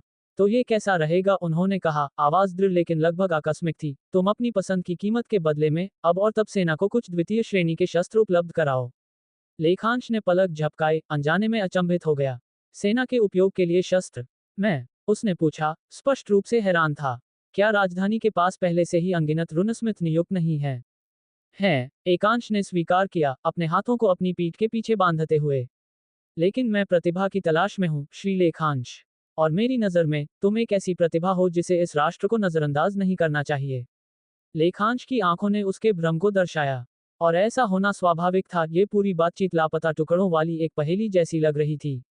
राजकुमार अचानक उसके काम में रुचि क्यों लेंगे? ऐसा प्रस्ताव क्यों देंगे, और वह भी अभी? एकांश के होंठ एक पतली मुस्कान में मुड़ गए। उनकी नज़र थोड़ी सी संकरी हो गई, इससे पहले कि वह अपनी सीट से उठे। अपना समय लो, उन्होंने दरवाजे की ओर मुड़ते हुए कहा। तुम आर.के. नेनेविल कप के बाद मुझे अपना जवाब दे सकते हो। मुझे तुम्हारी टीम की जीत की उम्मीद है। इसके साथ वह चले गए, एक शांत ढंग से स्तब्ध लेखांश को पीछे छोड़ते हुए, जो अभी भी सब कुछ समझने की कोशिश कर रहा था। 3 दिन बीत चुके थे। उन 3 दिनों के दौरान लेखांश ने खुद को दूसरे सूत्र सेकंड थ्रेड में महारत हासिल करने के अलावा कुछ नहीं किया। 200 से अधिक प्रयास और आधे से ज्यादा विफलता में समाप्त हुए थे। ये निराशाजनक था, यह मानसिक रूप से थका देने वाला था। इसने उसके ध्यान की मांग की जैसे किसी और चीज ने नहीं की थी। लेकिन उसे मजा आ रहा था, इसलिए रुकना तो कोई विकल्प ही नहीं था। अधिकांश रुनस्मिथ अंतिम लक्ष्य से प्रेरित होते, बेहतर शस्त्र बनाना, शक्ति बढ़ाना और पहचान हासिल करना। लेकिन लेखांश, उसे प्रक्रिया से प्यार था। जिस तरह से उसकी उंगलियां प्रत्येक रुन को सटीकता से खींचती थीं। लक्ष्य के ऊर्जा प्रवाह का सूक्ष्म मूल्यांकन, धारक की प्रकृति के साथ पूर्ण तालमेल में सही रेखा लिखने का शांत संतोष, वाह! ये सब कितना खूबसूरती से लत लगाने वाला था। ये घंटों की मेहनत के बाद गणित की समस्या को हल करने जैसा महसूस हुआ, तुक्के से नहीं, भाग्य से नहीं, बल्कि अंततः अपने समीकरण को ठीक से समायोजित करके और उत्तर को उसकी जगह पर क्लिक करते हुए देखना। उस तरह का रोमांच। अपने रुन के काम के बाहर, लेखांश ने आरती प्रधानाचार्य द्वारा निर्धारित प्रशिक्षण अनुसूची का अभ्यस्त होना शुरू कर दिया था। कुछ भी ज्यादा नहीं, बस नियमित दौड़, वजन प्रशिक्षण और कार्यात्मक कसरत, ताकि वह फिर से फॉर्म में आ जाए। शरीर का पिछला मालिक अभ्यास से अपरिचित नहीं था, जो हफ्ते में 3 बार कसरत करता था। और लेक्स की जिम जाने की आदतों के कारण, लेखांश के पास एक अच्छी नींव थी जिस पर वह निर्माण कर सकता था। अब, उसके पास मजबूत होने के लिए एकदम सही दिमाग और शरीर दोनों थे, खुद का एक ऐसा संस्करण बनने के लिए जिस पर वह गर्व कर सके। हालांकि, आज थोड़ा अलग था। इस दुनिया में जागने के बाद पहली बार, लेखांश एक कक्षा में कदम रखने वाला था। स्कूल से एक हफ्ते की छुट्टी ने उसे रिचार्ज होने का समय दिया था, याद रखने का कि पढ़ाने का क्या मतलब है, और छात्रों के सामने कैसे व्यवहार करना है। प्रत्येक ग्रेड के लिए 4 कक्षाएं थीं, जो 3 शैक्षणिक वर्षों तक फैली हुई थीं। कक्षा अ से द तक। कक्षा विभाजन हर 6 महीने में अपडेट होने वाली मूल्यांकन रैंकिंग पर आधारित थे। लेखांश तीसरे वर्ष की कक्षा अ का होम रूम शिक्षक था, जो, सच कहूं तो, कुछ भौहें उठाता था। आखिरकार, एक कम योग्य शिक्षक को उच्चतम वर्ष की सर्वश्रेष्ठ कक्षा में कैसे नियुक्त किया गया? जबरन प्लॉट, शायद, क्योंकि लेखांश सिर्फ एक शीर्ष कक्षा को नहीं पढ़ा रहा था, वह उन सभी को पढ़ा रहा था। और अगर उसे उस पद पर नहीं रखा जाता, तो वह सिया का पसंदीदा शिक्षक नहीं बनता, और न ही उसे अंततः उसके द्वारा दोषी ठहराया जाता। सब कुछ जुड़ा हुआ था। और ये तो बस शुरुआत थी। ये हर बार की तरह ही है। कक्षा के दरवाजे के सामने खड़े होकर, लेखांश ने गहरी सांस ली और अपना चश्मा ठीक किया, उसे अपनी नाक के पुल पर दबाया। वह पढ़ाने के लिए नया नहीं था, लेक्स ने 4 साल से अधिक समय तक पढ़ाया था। लेकिन समस्या, उसके छात्र हमेशा प्राथमिक या मिडिल स्कूल के होते थे। यह अलग था। सरक, उसने दरवाजा खोला और उसके साथ ही, अपने संदेहों को दरकिनार कर दिया। यहाँ शिक्षकों के लिए खड़े होने या झुकने की कोई परंपरा नहीं थी। इसलिए छात्र बैठे रहे, चुपचाप देखते रहे जैसे लेखांश शांत, स्थिर कदमों के साथ मंच की ओर बढ़ा। 40 जोड़ी आंखें, हर एक उस पर केंद्रित था। उस आदमी पर जिस पर पहले धोखेबाज होने का आरोप लगा था, जिसने हाल ही में अपनी क्षमताओं को साबित किया था। लेकिन लेखांश उनकी घूरन के आगे नहीं झिझका। वह मंच पर कदम रखा, बिना किसी झिझक के कक्षा का सर्वेक्षण किया। बेंचें आरोही झुकाव में व्यवस्थित थीं, ये सुनिश्चित करते हुए कि प्रत्येक छात्र के पास सामने का स्पष्ट दृश्य हो। उसके पीछे की दीवार को 3 ब्लैकबोर्ड ने ढक रखा था, और एक लकड़ी की किताबों की अलमारी मंच के दाहिनी ओर खड़ी थी, जिसमें अतिरिक्त किताबें और सामग्री रखी थी। फिर उसकी नजरें सामने की पंक्ति में बैठी एक परिचित चांदी के सिर पर पड़ीं। बस एक पल के लिए। वह रुका नहीं, वह आगे बढ़ गया। शुभ प्रभात, कक्षा, लेखांश ने शांत और संयमित आवाज में शुरू किया। मैंने एक छोटा ब्रेक लिया था, लेकिन आज से हम बिना रुके जारी रखेंगे। उसने डेस्क पर एक हाथ रखा और फिर से कमरे को स्कैन किया, जानबूझकर धीमा, जानबूझकर दृढ़। अगर आप में से कोई इन पिछले कुछ दिनों में आलसी हो गया और अपनी पढ़ाई को फिसलने दिया, तो ज्यादा मेहनत करने के लिए तैयार हो जाएं। मैं खोए हुए समय की भरपाई के लिए अपनी गति तेज करूंगा। हवा में एक शांत बदलाव आया, छात्र सीधे बैठ गए, मानसिक रूप से खुद को तैयार कर रहे थे। और एक और बात, उसने बात जारी रखी, अब आवाज और भी तीखी थी। इस हफ्ते मैं आर्केन एनुअल कप के लिए इस कक्षा से 2 छात्रों का चयन करूंगा। कुछ आहें निकली, तो तैयार रहें। किसी भी दिन, किसी भी समय, एक अचानक परीक्षा शुरू हो सकती है। कोई चेतावनी नहीं। उसने उन शब्दों को हवा में लटका रहने दिया, जैसे उनके सिर के ऊपर एक तलवार लटकी हो। कक्षा को उसकी घोषणा को पचाने के लिए एक पल देने के बाद, लेखांश ने फिर से बात की। उसकी आवाज सामान्य थी, अगर किसी के पास कोई सवाल है तो हाथ उठाएं। जवाब देने वाली पहली लड़की दूसरी पंक्ति में थी, केली, अगर उसे सही याद था।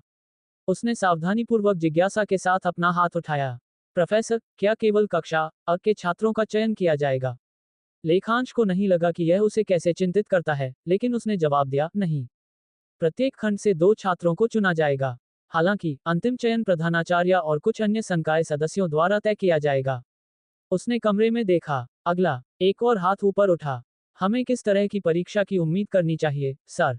लेखांश ने अपनी नाक के माध्यम से एक सूक्ष्म सांस छोड़ी। इसके बाद उसने सिर हिलाया। अगर आपने पिछले साल की प्रश्नोत्तरी से रिपोर्टों की समीक्षा की है, तो आपको पता होगा कि क्या उम्मीद करनी है। वह सवाल अनावश्यक था। अगला, पीछे की ओर एक लड़के ने अपना हाथ उठाया। प्रतियोगिता जीतने के लिए क्या पुरस्कार होंगे? लेखांश ने अपनी बाहें मोड़ी, उसकी आवाज धीमी लेकिन साफ थी, यदि वे सामान्य पैटर्न का पालन करते हैं। महाराजा से मान्यता, 1000 स्वर्ण मुद्राओं का पुरस्कार, संघ के सदस्य द्वारा व्यक्तिगत रूप से समायोजित किया गया एक शस्त्र, और मेरिट अंक इतना कि आपको नौकरी मिल सके या यहां तक कि खुद संघ का सदस्य बनने की सिफारिश मिल सके। कमरा शांत हो गया। कुछ छात्रों ने अपनी आंखें चौड़ी कर लीं। कुछ ने फुसफुसाहट में बातें की। कुछ बस आगे घूरते रहे, उनके जबड़े थोड़े खुले थे। यह उनकी उम्मीद से कहीं ज्यादा था। और लेखांश, उसने एक और शब्द नहीं कहा। उसने उस पुरस्कार के वजन को एक वादे और एक चुनौती की तरह हवा में लटकने दिया। बस जब लेखांश को लगा कि अंततः व्याख्यान शुरू करने का समय आ गया है, तो एक आवाज ने चुप्पी तोड़ दी। प्रोफेसर, क्या सिया को सजा मिली? वह रुका, थोड़ा हैरान हुआ। सवाल तीखा नहीं था, लेकिन इसमें वजन था। कई छात्र इन शब्दों पर फुसफुसाने लगे क्योंकि जिस व्यक्ति को वह सजा दिलाना चाहती थी, वह राष्ट्र की राजकुमारी थी। लेखांश ने स्रोत की ओर देखा और वक्ता को पाया, एलाना आयनहॉट। ड्यूक आयनहॉट की बेटी, तीसरे वर्ष की शीर्ष रैंकिंग वाली छात्रा। उसका आसन हमेशा की तरह सुरुचिपूर्ण था, लेकिन उसकी आंखें, वे भेदी नीली आंखें, उस पर अटूट ध्यान से टिकी थीं। उनके नीचे कुछ सुलग रहा था। अप्रसन्नता, अपमान। लेखांश ने अपनी भौहें थोड़ी सिकोड़ी। क्या वह सचमुच परेशान थी क्योंकि उस पर आरोप लगा था? यह आश्चर्यजनक नहीं होगा, वह जानता था कि उसका सम्मान किया जाता था, शायद उसकी प्रशंसा भी की जाती थी, उसके कई छात्रों द्वारा। उसने एक संयमित जवाब दिया, नहीं, छात्रा एलाना, मैंने उसे सजा देने से मना कर दिया। उसने इसे वहीं छोड़ दिया, सावधानी से उस चीज को छोड़ दिया जिसके बारे में आलोक ने उसे चेतावनी दी थी। अगर वह सिया के खिलाफ सजा चाहता तो संभावित आत्म नुकसान पहुंचाने वाले परिणाम हो सकते थे। एलाना ने जवाब नहीं दिया। उसने सिर नहीं हिलाया। उसने पलक नहीं झपकाए, लेकिन उसके होठों का हल्का सा नीचे की ओर झुकाव और उसकी भौहों में हल्का सा तनाव उसकी असंतोष को साफ कर गया। उसने एक संक्षिप्त पल के लिए नीचे देखा, और उसके दिमाग में एक फुसफुसाहट अंधेरे में गूंजी। मैं उसे माफ नहीं करूंगी जो उसने किया है। उसे सजा मिलनी चाहिए। उसने आपके साथ जो किया, उसके बाद नहीं। मैं माफ नहीं कर सकती। सिया कक्षा पर बिल्कुल भी ध्यान केंद्रित नहीं कर पाए। बस कुछ हफ्ते पहले, वह उसके होठों से एक भी शब्द चूकने नहीं देती। वह उसके हर कहे पर टिकी रहती थी। लेकिन अब, वह बस उसे घूर सकती थी, एक धुंध में खोई हुई। उसने क्या किया था? वह गुस्सा थी, बहुत गुस्से में, क्योंकि उसने अर्णव के बारे में कुछ बुरा कहा था। और उस पल में, उसने उस पर आरोप लगाया था। लेकिन क्यों? क्या वह वास्तव में अर्णव से इतनी जुड़ी हुई थी कि वह उसके बारे में एक भी बुरा शब्द नहीं सुन सकती थी? क्या इसलिए उसने उस व्यक्ति के खिलाफ हो गई जिसकी वह सबसे ज्यादा प्रशंसा करती थी? नहीं, पूरी तरह से नहीं। कहीं गहरे में, सिया असली कारण जानती थी। ये सिर्फ अर्णव की रक्षा के बारे में नहीं था। उसने विश्वास किया था, वास्तव में विश्वास किया था, कि लेखांश को उर्वी की परवाह बिल्कुल नहीं थी। कि वह अलग था, कि उनके रिश्ते का कोई मतलब नहीं था। लेकिन फिर, उसने सुना, जिस तरह से लेखांश अर्णव के बारे में सोचता था। उसकी आवाज में शांत गुस्सा। जिस तरह से उसने कहा कि वह उर्वी के करीब होने के लिए अर्णव को चोट पहुंचाना चाहता था। और उस पल में, सिया जान गई। लेखांश को उर्वी की परवाह थी। और उसके अंदर कुछ टूट गया। एक भारी, अंधेरी भावना उसके सीने में रेंग गई, जिसे वह नहीं समझ पाए। यह उसके दिल के चारों ओर लिपट गई, तीखी और कड़वी। उसका सिर गुस्से से घूम गया। उसका सीना कस गया। वह किसी और चीज पर ध्यान केंद्रित नहीं कर पाए। वह केवल उससे बदला लेने के बारे में सोच सकती थी। वह उसे उस तरह से चोट पहुंचाना चाहती थी जिस तरह से उसे अचानक चोट महसूस हुई थी, और यह उसे किसी भी चीज से ज्यादा डराता था। प्रोफेसर, तीसरा रून क्या बताता है? आह, वह जुड़ाव की अंगूठी है, ये शक्ति खींचती है। प्रोफेसर, पांचवां शब्दांश क्या है? एक के बाद एक सवाल कक्षा में गूंजते रहे। ये जिज्ञासा से कम और पूछताछ जैसा ज्यादा लगा, जैसे वे लगातार उसे परख रहे थे, उसके ज्ञान में छेद करने की कोशिश कर रहे थे। सिया का दिल बैठ गया। वे उसका मजाक उड़ा रहे थे। और दोष देने वाला व्यक्ति वह थी। हाँ, आज तुम सबके पास बहुत सारे सवाल हैं, लेखांश बड़बड़ाया, एक थकी हुई मुस्कान के साथ कक्षा की ओर मुड़ते हुए जो उसकी आंखों तक नहीं पहुंची। वह पिछली कक्षा की तुलना में ज्यादा थका हुआ लग रहा था, ज्यादा बोझिल। कुछ छात्र उस पर मुस्कुराए, स्पष्ट रूप से शक्ति के बदलाव का आनंद ले रहे थे। अन्य खाली, उदासीन चेहरे पहने हुए थे। केवल कुछ ही लड़कियां अभी भी अपनी सीटों पर झुकी हुई थीं, वास्तव में सीखने के लिए उत्सुक थीं।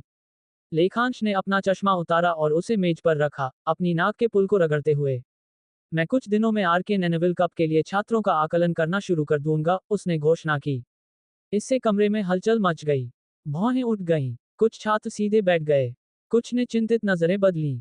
लेखांश ने जारी रखा, शांति से उन विषयों को सूचीबद्ध किया जो शामिल हो सकते हैं और उन पुरस्कारों को जिनकी उम्मीद की जा सकती है।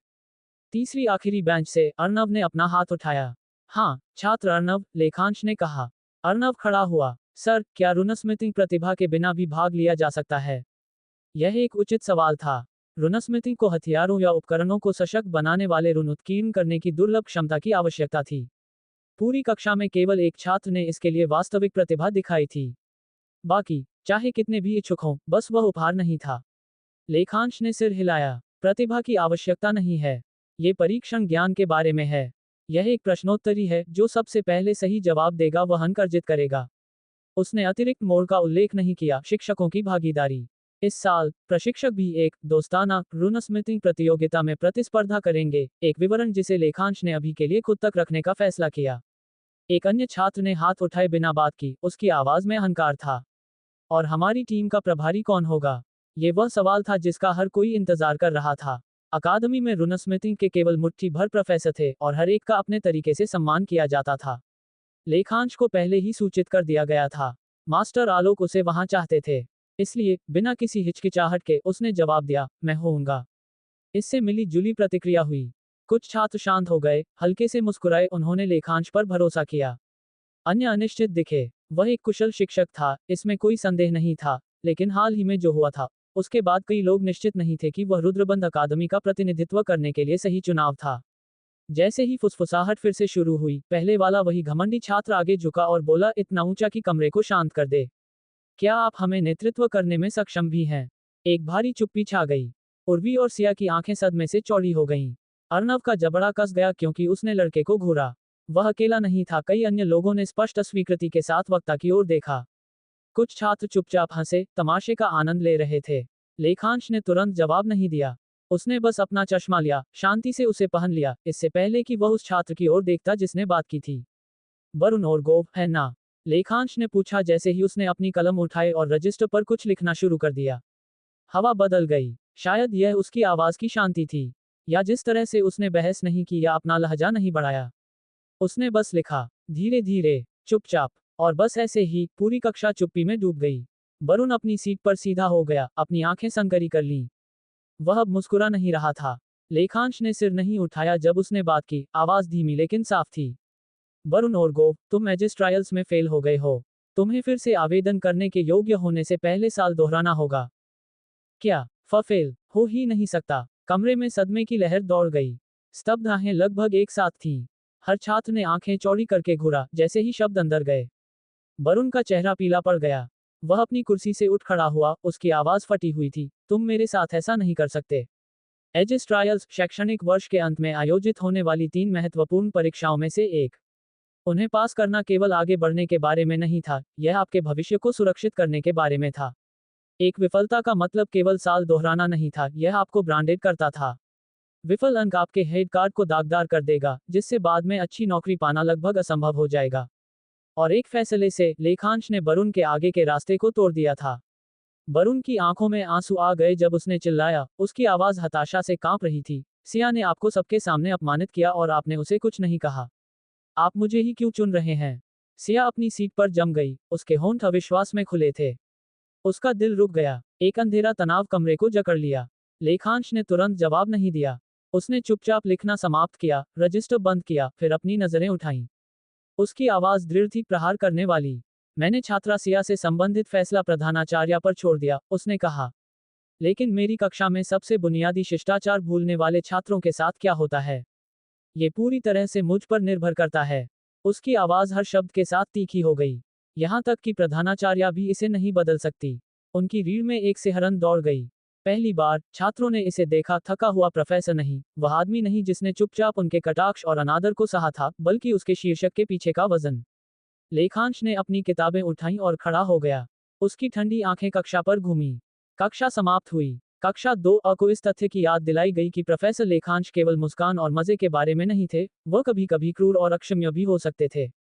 जिस छात्र को एजिस ट्रायल्स में फेल कर दिया गया था, वह माफी पाने के लिए प्रधानाचार्य के पास गया। हालांकि अर्नव ने जो फुसफुसाहट सुनी, उससे लगता है कि उसे साल के अंत में आकलन देने का मौका नहीं मिलेगा। अर्नव की नजरों में लेखांश ने जो किया वह थोड़ा ज्यादा हो सकता है, लेकिन एक तरह से वरुण को कक्षा के लिए एक उदाहरण के रूप में इस्तेमाल किया गया था। अब अर्नव को शायद ही विश्वास था कि कोई और लेखांश का अपमान करेगा। अरे, तुम्हारा ध्यान कहाँ है यार? अचानक उसका दोस्त कौस्तुभ ने अपना हाथ उसके कंधे पर डाल दिया। वह लड़का 10 साल के बच्चे जितना ऊर्जावान लग रहा था। 6'1" पर खड़ा, अर्नव से सिर्फ 2 इंच ऊपर, 17 वर्षीय के लंबे हरे बाल हैं जो उसके कंधे पर गिरते हैं और सुनहरी आंखों की एक लटकी हुई जोड़ी है। एक रईस होने के बावजूद वह अर्नव के साथ घुल मिल जाता है, जो एक सामान्य पृष्ठभूमि से आता है, एक अनाथ और कुछ नहीं। अर्नव अपने दोस्त की हरकतों का आदी था, इसलिए अर्नव ने अपनी बांह हटाने की जहमत नहीं उठाई, और एक आह के साथ उसने कहा, आजकल लोग अपने बड़ों का सम्मान नहीं करते। कौस्तुभ को पूछने की जरूरत नहीं थी कि लड़के का क्या मतलब था। वह भी उसी कक्षा में था और उस समूह से संबंधित था जो केवल पीछे बैठता था और नाटक का आनंद लेता था। वह सभागार में भी था, तमाशा देखने गया था। लेकिन यार, लेखांश एक जबरदस्त आदमी है। इतना सब कुछ सहने के बावजूद आदमी टिका रहा और नौकरी के साथ जारी रहा। कौस्तुभ ने ज्यादा सोचे बिना टिप्पणी की। वह अपने काम के प्रति उसकी निष्ठा को दर्शाता है। अर्नव ने बस जवाब दिया, उसने भी इस पर ज्यादा नहीं सोचा और इसे एक तथ्य की तरह बताया। तुम उसका बहुत पक्ष ले रहे हो। क्या तुम उसकी प्रतिद्वंद्वी या कुछ और नहीं हो? इस बार कौस्तुभ ने हिचकिचाहट दिखाई, जो दर्शाता है कि वह जो कहता है उसके प्रति समझदार है, लेकिन वह लापरवाह होने का नाटक करता है। अर्नव ने सिर हिलाया, स्पष्ट रूप से बातचीत से थक गया क्योंकि चीजें उर्वी की ओर बढ़ रही थी, इसलिए वह बस हरे बालों वाले से दूर हट गया और आवाज दी, प्रशिक्षण मैदान पर मिलते हैं। ये दूसरे और तीसरे वर्षों के बीच संयुक्त प्रशिक्षण का समय था, कुछ ऐसा जो वे कभी कभार आयोजित करते थे। इसके पीछे का विचार सरल था, उम्र में करीब छात्र अक्सर एक शिक्षक से बेहतर एक दूसरे को सिखा सकते थे। एक और कारण भी था, जब छोटे वाले देखते थे कि उनके वरिष्ठ उनसे कितना आगे हैं, तो यह उनमें कुछ जगाता था, मजबूत होने की भूख पकड़ने की। बेशक ये तरीका हमेशा काम नहीं करता था। कभी कभी ये कनिष्ठों को निराश महसूस कराता था, और कभी कभी ये तीसरे वर्षों का आत्मविश्वास तोड़ देता था जब वे अपने कनिष्ठों के खिलाफ हार जाते थे। लेकिन फिर भी प्रशिक्षण कार्यक्रम कभी नहीं बदला था। हमेशा की तरह दूसरे और तीसरे वर्षों की पहली कक्षाएं खुले प्रशिक्षण मैदान में एकत्रित थीं। यह मुख्य इमारत के पीछे की ओर था। ये 200 छात्रों को व्यक्तिगत रूप से घूमने और अभ्यास करने के लिए पर्याप्त जगह देने के लिए विशाल था।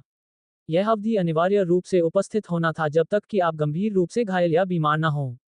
10 जोड़ियों के बीच की झड़पों पर नजर रखने वाले प्रशिक्षण मैदान के चारों ओर 4 प्रशिक्षक थे। किनारे पर अन्य छात्र अपनी बारी का इंतजार कर रहे थे। कुछ पहल करके जोड़े बना रहे थे और कुछ केवल अपनी जिज्ञासा या ऊब के कारण दूसरों की लड़ाई का आकलन कर रहे थे।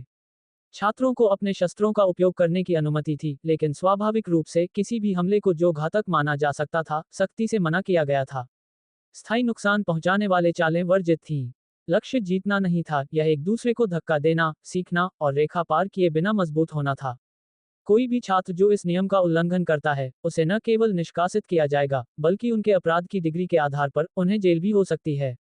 अब कोई सोच सकता है, अगर वे वास्तव में किसी को मार देते हैं तो अपराधी को दंडित करने का क्या मतलब है? ठीक है, जब एक छात्र अकादमी में दाखिला लेता है जो भविष्य के वार्डन और रुन स्मिथ को पालती है, तो वे पहले से ही जानते हैं कि वे किसी भी समय अपनी जान गंवा सकते हैं। चूंकि केवल झड़पें ही नहीं जो ऐसे खतरे पैदा कर सकती हैं, छात्रों को शिकार मिशनों पर भी भेजा जाता है। अर्नव शीर्ष 5 छात्रों में आता है, इसलिए कुछ तीसरे वर्ष थे जो उसके खिलाफ लड़ना चाहते थे। और हाल ही में उसके ज्योति गुण वाले एक इकाई होने के रहस्योद्घाटन ने उन्हें जिज्ञासु बना दिया था। एक ज्योति उपयोगकर्ता वास्तव में कितना मजबूत हो सकता है। वे तुम्हें जल्द ही चुनौती देने वाले हैं। उर्वी ने अपने होठों के नीचे फुसफुसाया जैसे ही उसने कई तीसरे वर्षों को उसकी ओर आक्रामक नजर से देखते हुए देखा। ठीक है, मुझे अभी भी अपनी दूसरी विशेषता पर पकड़ नहीं मिली है, इसलिए मैं एक औसत छात्र से बेहतर नहीं हूँ। अर्नव ने जवाब दिया, उम्मीद है कि उसके शब्द तीसरे वर्ष तक पहुंचेंगे और वे अपनी रक्त प्यास को कम करेंगे। अचानक सभी को आश्चर्य और उत्साह से तीसरे वर्ष की शीर्ष छात्रा अर्नव की ओर चलने लगी। लंबी चांदी के बालों वाली महिला एक आकर्षण रखती थी जिसने मैदान पर किसी के लिए भी नजरें हटाना असंभव बना दिया था। यहाँ तक कि उसके कदम चलने का साधारण कार्य जो आमतौर पर दूसरों द्वारा किए जाने पर किसी का ध्यान नहीं जाता था, जब वह चलती थी तो एक सुंदर नृत्य जैसा महसूस होता था। जैसे ही वह कनिष्ठों के पास पहुंची, मैदान भर में फुसफुसाहट फैल गई। एक एक करके दर्शक लड़ाई से दूर हो गए, उनका ध्यान पूरी तरह से उसकी उपस्थिति ने चुरा लिया। अरे, क्या वह ड्यूक आयनहॉट राष्ट्र की दीवार की बेटी नहीं है? 3 साल से शीर्ष रैंकिंग वाली छात्राएं। वह मेरी आदर्श है। यार, वे लंबी टांगें। सभी ने अनुमान लगाया कि लड़की अर्नव की ओर बढ़ेगी क्योंकि निश्चित रूप से, यहाँ तक कि शीर्ष रैंक वाली, जो आमतौर पर अलग और लापरवाह लगती है, ज्योति उपयोगकर्ता के बारे में उत्सुक होगी। यहाँ तक कि जो लोग लड़ रहे थे, वे भी इस दृश्य पर नजर डालने से खुद को नहीं रोक पाए, क्योंकि शीर्ष रेटेड सुंदरता अंततः रुक गई लेकिन अर्नव के सामने नहीं। सिया, मैं तुम्हें चुनौती देना चाहती हूँ। सभी को यह देखकर आश्चर्य हुआ कि लड़की राजकुमारी के सामने रुकी, जो न तो शीर्ष रैंक वाली थी और न ही अपनी लड़ाई के लिए प्रसिद्ध थी। वह लड़ाई के मामले में कक्षा में 15वें स्थान पर थी। सिया चौंक गई लेकिन उसने अपनी वरिष्ठ का अनादर नहीं किया और विनम्र लहजे में पूछा, जब इतने सारे बेहतर विकल्प हैं तो आप मेरे साथ क्यों लड़ना चाहती हैं, सीनियर? वह अचानक चांदी के सिर के उसके पास आने का कोई कारण नहीं सोच पाए। उन्होंने अतीत में शायद ही कभी बात की थी और वे समय केवल तभी जब वे अकादमी के बाहर कुछ समारोहों के दौरान एक दूसरे से मिले थे। आखिरकार, एलाना एक ड्यूक की बेटी थी। एलाना ने शांति से समझाया, हम दोनों कुंद हथियारों का इस्तेमाल करते हैं, इसलिए मैंने सोचा कि मैं तुम्हारे प्रशिक्षण में मदद कर सकती हूँ। और अपने आप को ये सोचकर नीचा मत समझो कि तुम मेरा समय बर्बाद करोगी। मैंने तुम्हें पहले लड़ते हुए देखा है इसलिए मुझे पता है कि तुम एक योग्य प्रतिद्वंद्वी हो। उसके चेहरे पर एक हल्की सी मुस्कान थी जिसने कई लोगों को चौंका दिया क्योंकि यह पहली बार था जब वे उसे मुस्कुराते हुए देख रहे थे।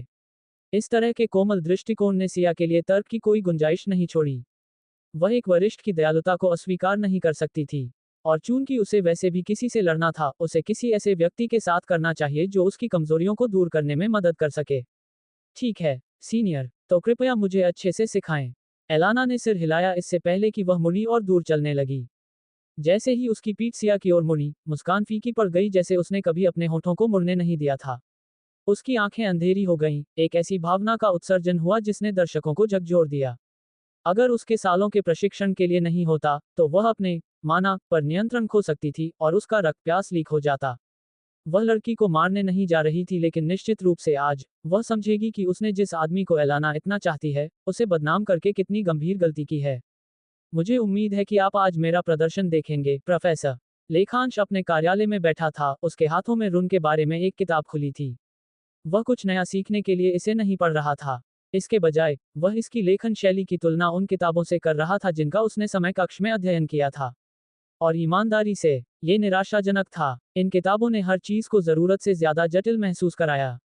हर वाक्य तकनीकी शब्दों से भरा हुआ था, पाठक को लगातार एक शब्दकोश तक पहुंचने और नोट्स लिखने के लिए मजबूर कर रहा था ताकि वे साथ रह सकें।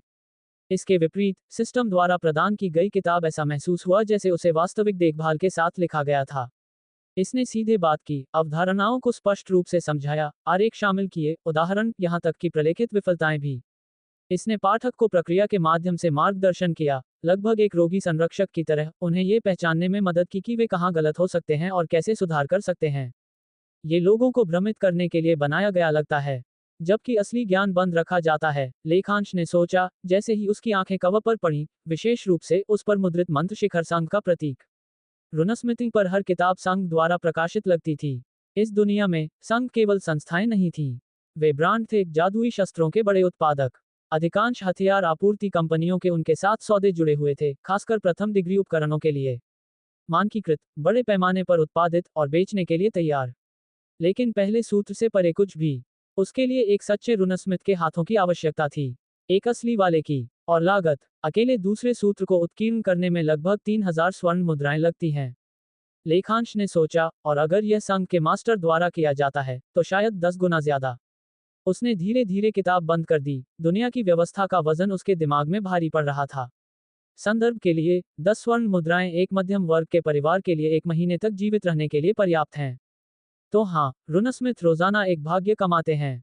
एक तरह से, ये प्रतियोगिता मेरे लिए खुद का विज्ञापन करने के लिए काम कर सकती है। लेखांश दूसरा सूत्र बनाना सीखने वाला था जिसे वह प्रश्नोत्तरी में प्रदर्शित कर सकता था। विभिन्न क्षेत्रों के रईस वहां मौजूद होंगे, इसलिए यदि लेखांश प्रतियोगिता में अच्छा प्रदर्शन करता है, तो वह बाजार में अपना नाम बनाएगा। जब तक मैं खुद की रक्षा करने के लिए पर्याप्त मजबूत नहीं हो जाता, मुझे एक वार्डन को किराए पर लेने के लिए बहुत कमाना होगा। उसने मन ही मन बड़बड़ाया। तभी उसने इमारत के नीचे से एक शोर सुना। वह अपनी सीट से उठा और खिड़की के पास गया। उसकी खिड़की प्रशिक्षण मैदान पर खुलती है। वह जानता था कि दूसरे और तीसरे वर्ष संयुक्त प्रशिक्षण कर रहे थे। लेकिन जिस चीज ने उसे हैरान कर दिया, वह मैदान के बीच में चल रही वर्तमान लड़ाई थी। अन्य छात्रों ने दोनों के चारों ओर एक घेरा बना लिया था। वे दोनों पहचानने योग्य थे क्योंकि दोनों उसके शीर्ष छात्र थे। एलाना क्या कर रही है? सिया ने अपने दांत पीसे, उसकी जीभ उसके खून से ढनकी हुई थी क्योंकि उसने अपनी सीनियर को घूरा। एलाना शांति से वहां खड़ी थी, अपने धातु के डंडों को अपने हाथों में पकड़े हुए और अपने प्रतिद्वंद्वी के उठने का इंतजार कर रही थी। सिया ने अपनी गदा उठाई और खुद को जमीन से ऊपर धकेलने के लिए एक बैसाखी के रूप में इस्तेमाल किया। छात्र या तो एलाना को अखाड़े में राजकुमारी को नष्ट करते हुए देखकर चिंतित थे या उत्साहित। प्रशिक्षकों को स्वाभाविक रूप से चिंता थी, इसलिए नहीं कि सिया राजकुमारी थी बल्कि इसलिए कि यह लड़ाई एक खतरनाक मोड़ ले रही थी। क्या हमें उन्हें रोकना चाहिए? प्रशिक्षकों में से एक ने पूछा जैसे ही उसने सिया के होंठ से खून बहते देखा और उसका बायां हाथ थोड़ा कांप रहा था। सिया से असंभव रूप से तेज किसी को मारने के लिए खुद को ज्यादा थकाने के कारण लड़की को खुद को चोट पहुंचाने लगी थी। यह मुझे सिखाने या कुछ और के बारे में एक लड़ाई नहीं है ना? सिया ने एक भयंकर आवाज में पूछा। एक उपहास की मुस्कान उसके होठों पर नाच उठी। मुझे नहीं पता कि तुम किस बारे में बात कर रही हो। मैं तुम्हें यहाँ कुछ सबक सिखाने की कोशिश कर रही हूँ। सिया ने अपने हथियार के चारों ओर अपना हाथ कस लिया इससे पहले कि वह आगे बढ़ी। उसका शस्त्र लपटों से प्रकाशित था क्योंकि उसने इसे एक ऊर्ध्वाधर चाप में नीचे घुमाया। उसकी गति एड्रेनालाइन और उसके माना द्वारा प्रवर्धित हुई। एलाना अपनी जगह से नहीं हिली, बल्कि उसने अपना डंडा उठाया, क्लांग, और उस हमले की पूरी शक्ति अपने शस्त्र पर ली। झटका दर्शकों द्वारा महसूस किया गया था लेकिन उनका चेहरा जल्द ही एक दर्द में मुड़ गया जब उन्होंने एलाना को अपना डंडा सिया के पेट में घुसाते देखा। खुक! वह पीछे हट गई, उसकी पकड़ उसके हथियार से फिसल गई। इसे गिरने मत दो, जूनियर। तुम्हें अपने हथियार पर पकड़ बनाए रखनी होगी। उसने अपने शस्त्र से गदा को सहारा दिया इससे पहले कि उसने कहा, अब फिर से मुझ पर आओ। दर्द कम नहीं हुआ था, लेकिन राजकुमारी ने हमला किया, उसका विवेक गुस्से से जकड़ गया था। आहे! उसने अपनी गदा घुमाई, इस बार एक क्षैतिज स्विंग में जो एक सामान्य व्यक्ति का सिर उड़ा सकता था। एलाना बस झुक गई और गदा गुजर गई इससे पहले कि चांदी के सिर ने सिया के घुटने पर वार किया, उसे जमीन पर झुकने और घुटने टेकने पर मजबूर कर दिया। सिया कराह उठी लेकिन उसे और भी कुछ सहना था। धक! एलाना उठी और प्रवाह के साथ उसकी ठोड़ी पर एक लात मारी। सिया का सिर क्रूर लात से पीछे हट गया, उसके होंठों से खून का एक छींटा निकला क्योंकि उसकी दृष्टि तालमेल से बाहर हो गई। उसका शरीर डगमगाया, घुटने कांप रहे थे, फिर भी उसने अपने दांत पीसे और खुद को सीधा खड़ा होने के लिए मजबूर किया। लोहे और अपमान का स्वाद उसकी जीभ पर जल रहा था। उसकी पकड़ गदा के शाफ्ट पर एक बार फिर कस गई क्योंकि उसकी सांस अनियमित हो गई, मेहनती लेकिन अवहेलनापूर्ण। एलाना शांत रही, उसकी मुद्रा अपठनीय थी। एक डंडा उसके कंधे के खिलाफ आलस्य से टिका हुआ था जबकि दूसरा उसके विपरीत हाथ में हल्के से घूम रहा था, जिससे नर्म फुसफुसाहट वाली आवाजें आ रही थीं। उसकी आंखों में कोई द्वेष नहीं था, केवल एक अलग सटीकता थी जिसने सिया को और भी ज्यादा गुस्सा दिलाया। मैं अब समझ गई, तुम बदला ले रही हो, जो मैंने प्रोफेसर के साथ किया। सिया ने अपनी मुश्किल से सांस लेते हुए बात की। उसकी आंखें मुश्किल से खुली थी, उसकी बाहें कांप रही थीं, और उसके पैर हार मानने वाले थे। समझने में तुम्हें देर लगी, एलाना ने बात की, उसकी आवाज में उन भावनाओं का वजन था जो वह महसूस कर रही थी। सिया ने एक मुस्कान के साथ सीनियर को देखा जैसा उसने कहा, वह आपके स्नेह के लायक नहीं है। वह किसी के स्नेह के लायक नहीं है। वह एक धोखेबाज है, एक झूठा। एलाना ने अपने दांत पीसे और आगे बढ़ी। वह कैसे तय कर सकती है कि वह क्या लायक है? वह उसे कैसे बदनाम कर सकती है? नहीं। प्रशिक्षक कार्रवाई में आ गए क्योंकि एलाना का दृष्टिकोण घातक लग रहा था। छात्रों ने हाँफ लिया क्योंकि उन्होंने सिया के पास एक चांदी के धब्बे को देखा, जिसे वे निश्चित रूप से चकमा देने में विफल रहे होंगे। अर्नव भी सहज रूप से आगे बढ़ा, उसकी तलवार उसके हाथ में कसकर पकड़ी हुई थी। एलाना ने अपने डंडे को एक उल्टी पकड़ के साथ पकड़ा, एक वार देने के लिए तैयार थी जो निश्चित रूप से उसके जबड़े को उड़ा देगा। हालांकि, जैसे ही वह उसे मारने वाली थी, एलाना, एक आवाज ऊंची और साफ ने उसके शरीर को अचानक रोक दिया। वह गलत नहीं हो सकती थी। यह आवाज उसकी थी। धम्म। जैसे ही डंडा सिया के चेहरे के सामने रुका, वह गिर गई और बेहोश हो गई। रुद्रबंध अकादमी में अस्पताल के कमरे में गहरी खामोशी छाई थी। कुछ शिक्षक बिस्तर के पास खड़े थे जहां सिया लेटी थी, सफेद चादरों पर उसका चेहरा पीला पड़ चुका था। उनमें लेखांश भी था, उसका चेहरा तनावग्रस्त था। कमरे में हर चेहरे पर चिंता छाई थी। ये केवल एक छात्र के घायल होने की बात नहीं थी, ये राष्ट्र की राजकुमारी थी। और भले ही अकादमी सभी छात्रों को समान मानने का दावा करती थी, सच हर कोई जानता था। इस समय कोई भी शांत नहीं रह सकता था। मुझे आपसे निराशा हुई है, अनुदेशक नंदन, वरिष्ठ प्रोफेसरों में से एक ने तीखे स्वर में कहा, उनकी आवाज खामोशी को तलवार की तरह चीर रही थी। मैं छात्र से निकलने से पहले आपको इसे रोक देना चाहिए था। नहीं, उन्होंने सिर हिलाया, आपको उन्हें पहली जगह में एक दूसरे का सामना करने ही नहीं देना चाहिए था। अनुदेशक नंदन ने सिर झुका लिया, उनके होंठ कसकर दबे थे। उनके पास अपनी बातें थीं, जो वह कह सकते थे, लेकिन वह चुप रहे। पद का भार उनकी आवाज को उनके सीने में बंद रखे हुए था। अकादमी में शिक्षकों के बीच भी ये स्पष्ट रेखा थी कि कौन बोल सकता है और कौन नहीं। वरिष्ठ प्रोफेसर, जो गोल-मटोल और भारी व्यक्तित्व के थे, अब लेखांश की ओर मुड़े। प्रोफेसर लेखांश, उन्होंने कहा, उनका लहजा तेज लेकिन विनम्र था, कृपया अपनी प्रिय छात्रा से बात करें। उससे पूछें कि उसने आज इतना लापरवाह स्टंट करने का फैसला क्यों किया। लेखांश ने एक लंबी सांस छोड़ी। उनकी आंखें नर्म हो गईं जब वे सिया के बेहोश चेहरे पर टिकीं। उन्होंने बस सिर हिलाया और आगे बढ़े। वह बिस्तर से दूर गए और उस कोने की तरफ बढ़े जहां चांदी के बालों वाली छात्रा बैठी थी। उसे यहां केवल औपचारिकता के लिए लाया गया था, लेकिन वह अज्ञात कारणों से रुकी थी। प्रधानाचार्य ने अभी तक उसे कोई दंड नहीं दिया था, और आरती के जब तक कोई नियम नहीं तोड़ता, तब तक सब ठीक है जैसे मजबूत विश्वास को देखते हुए उन्हें मुश्किल से ही लगा कि वह कोई कार्रवाई करेगी। आखिरकार एला ने कभी नियम नहीं तोड़े थे। सिया ने लड़ाई के लिए अपनी सहमति दी थी। घायल होने के बावजूद उसने कभी हार नहीं मानी। और एला ने उस वार को उतारने से ठीक पहले रोक दिया था जिससे संभवतः उसे निकाला जा सकता था, या इससे भी बुरा, जेल हो सकती थी। उन्होंने एक कुर्सी खींची और उसके सामने बैठ गए। एला स्पष्ट रूप से अकड़ गई।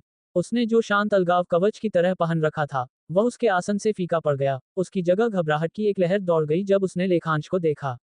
लेखांश आगे झुके, अपनी कोहनियों को अपने घुटनों पर टिका लिया। उनकी आवाज शांत थी, लेकिन स्थिर थी। तुमने वहां जो किया, और जो तुम कर सकती थी, क्या तुम इन सब के बारे में पूरी तरह से जागरूक थी? एला ने सिर हिलाया। हाँ, यह एक सामान्य मुकाबला था, जब तक कि उसने कुछ कहा। और मैंने अपना आपा खो दिया। उसके पिता ने उसे कभी भी उन लोगों से झूठ बोलना नहीं सिखाया जिन्हें वह पसंद करती थी।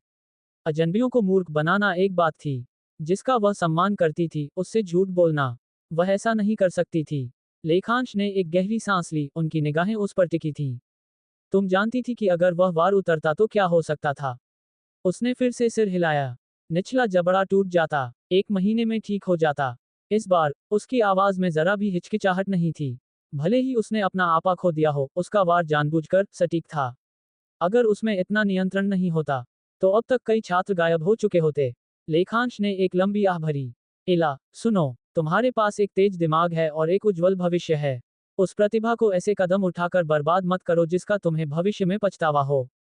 वह रुक गए। उसके होंठ मुस्कुराने लगे थे और उसकी निगाहें जमीन पर झुक गई थीं। एक हल्की सी लाली उसके गालों पर छा गई।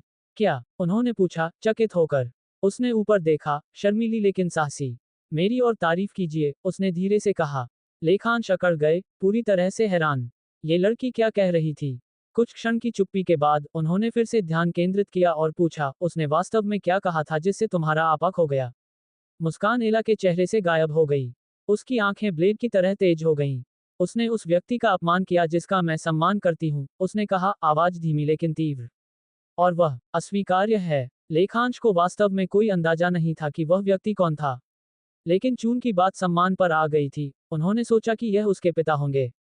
इसलिए उन्होंने कहा, मुझे पता है कि तुम उस व्यक्ति की पूजा करती हो, लेकिन ऐसा जल्दबाजी में कोई कदम मत उठाओ जिसका तुम्हें भविष्य में पछतावा हो।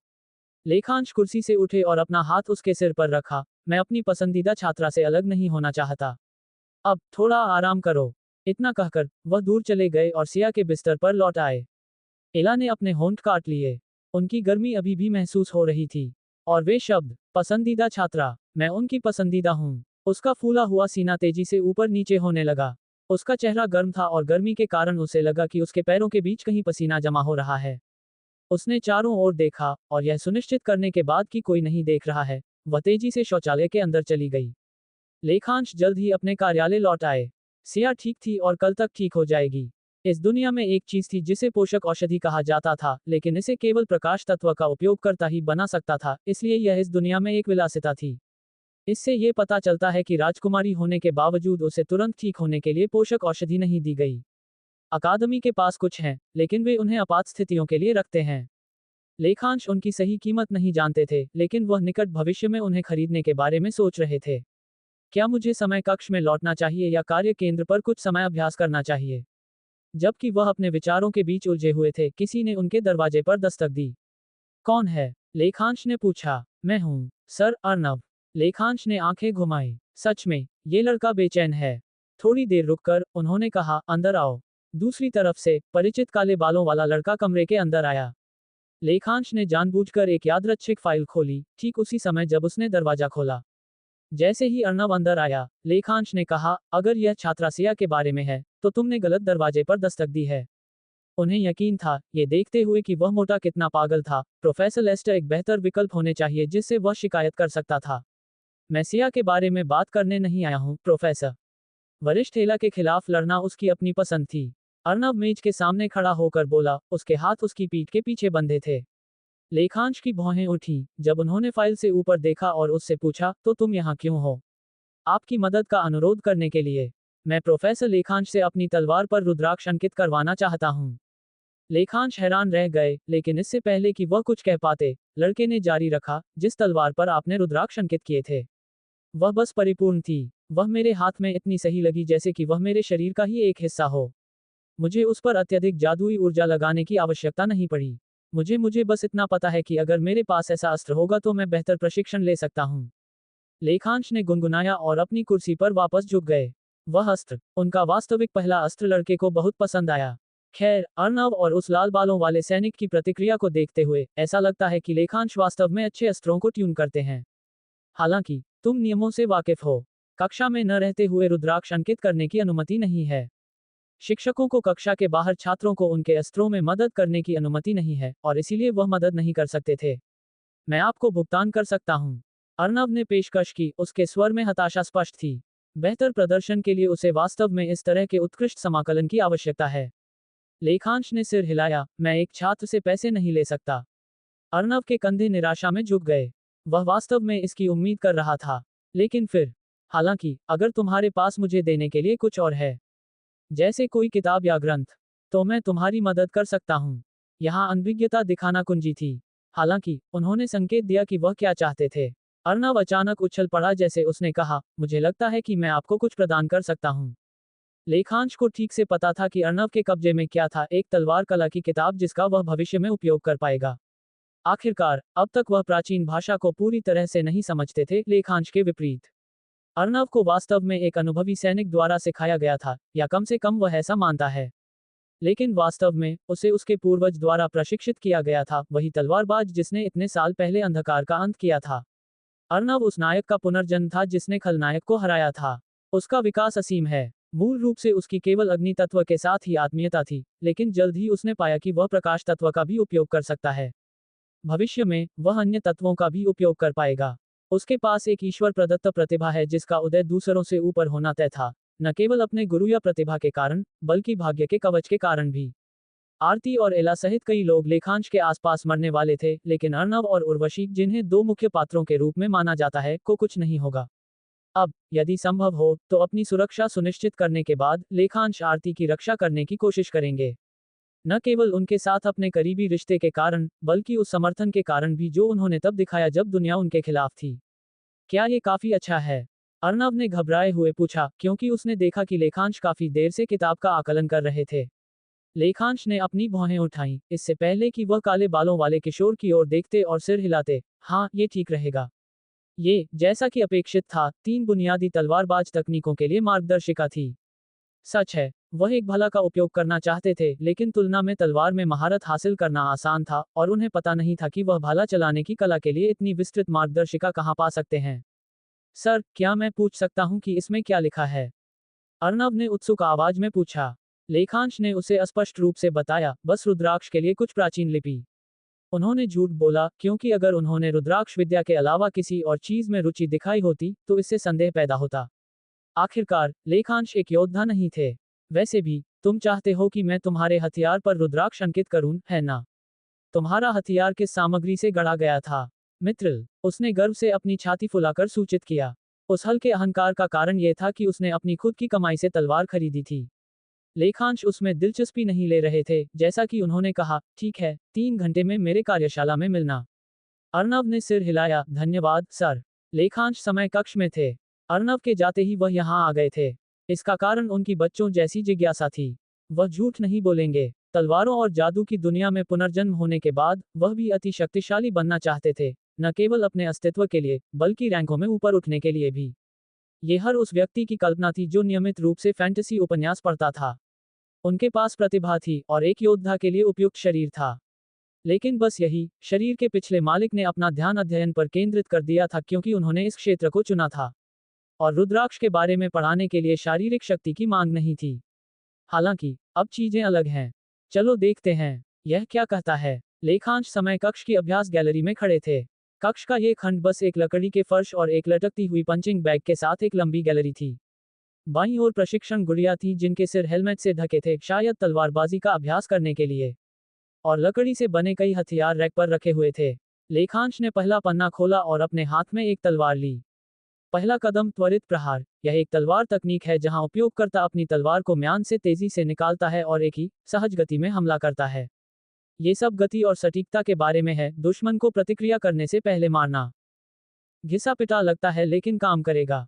लेखांश का मानना था कि अगर उन्होंने इस तकनीक में महारत हासिल कर ली तो वह जांच लो अपने हथियार वाला कार्य कर पाएंगे। तलवार खींचने की तेजी से प्रतिद्वंद्वी को काटता है और उसे वापस म्यान में डाल देता है।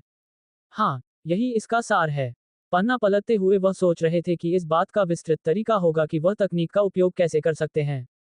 लेकिन उन्होंने सपने में भी कल्पना नहीं की कि निर्देश इतने सादे फिर भी भयानक होंगे।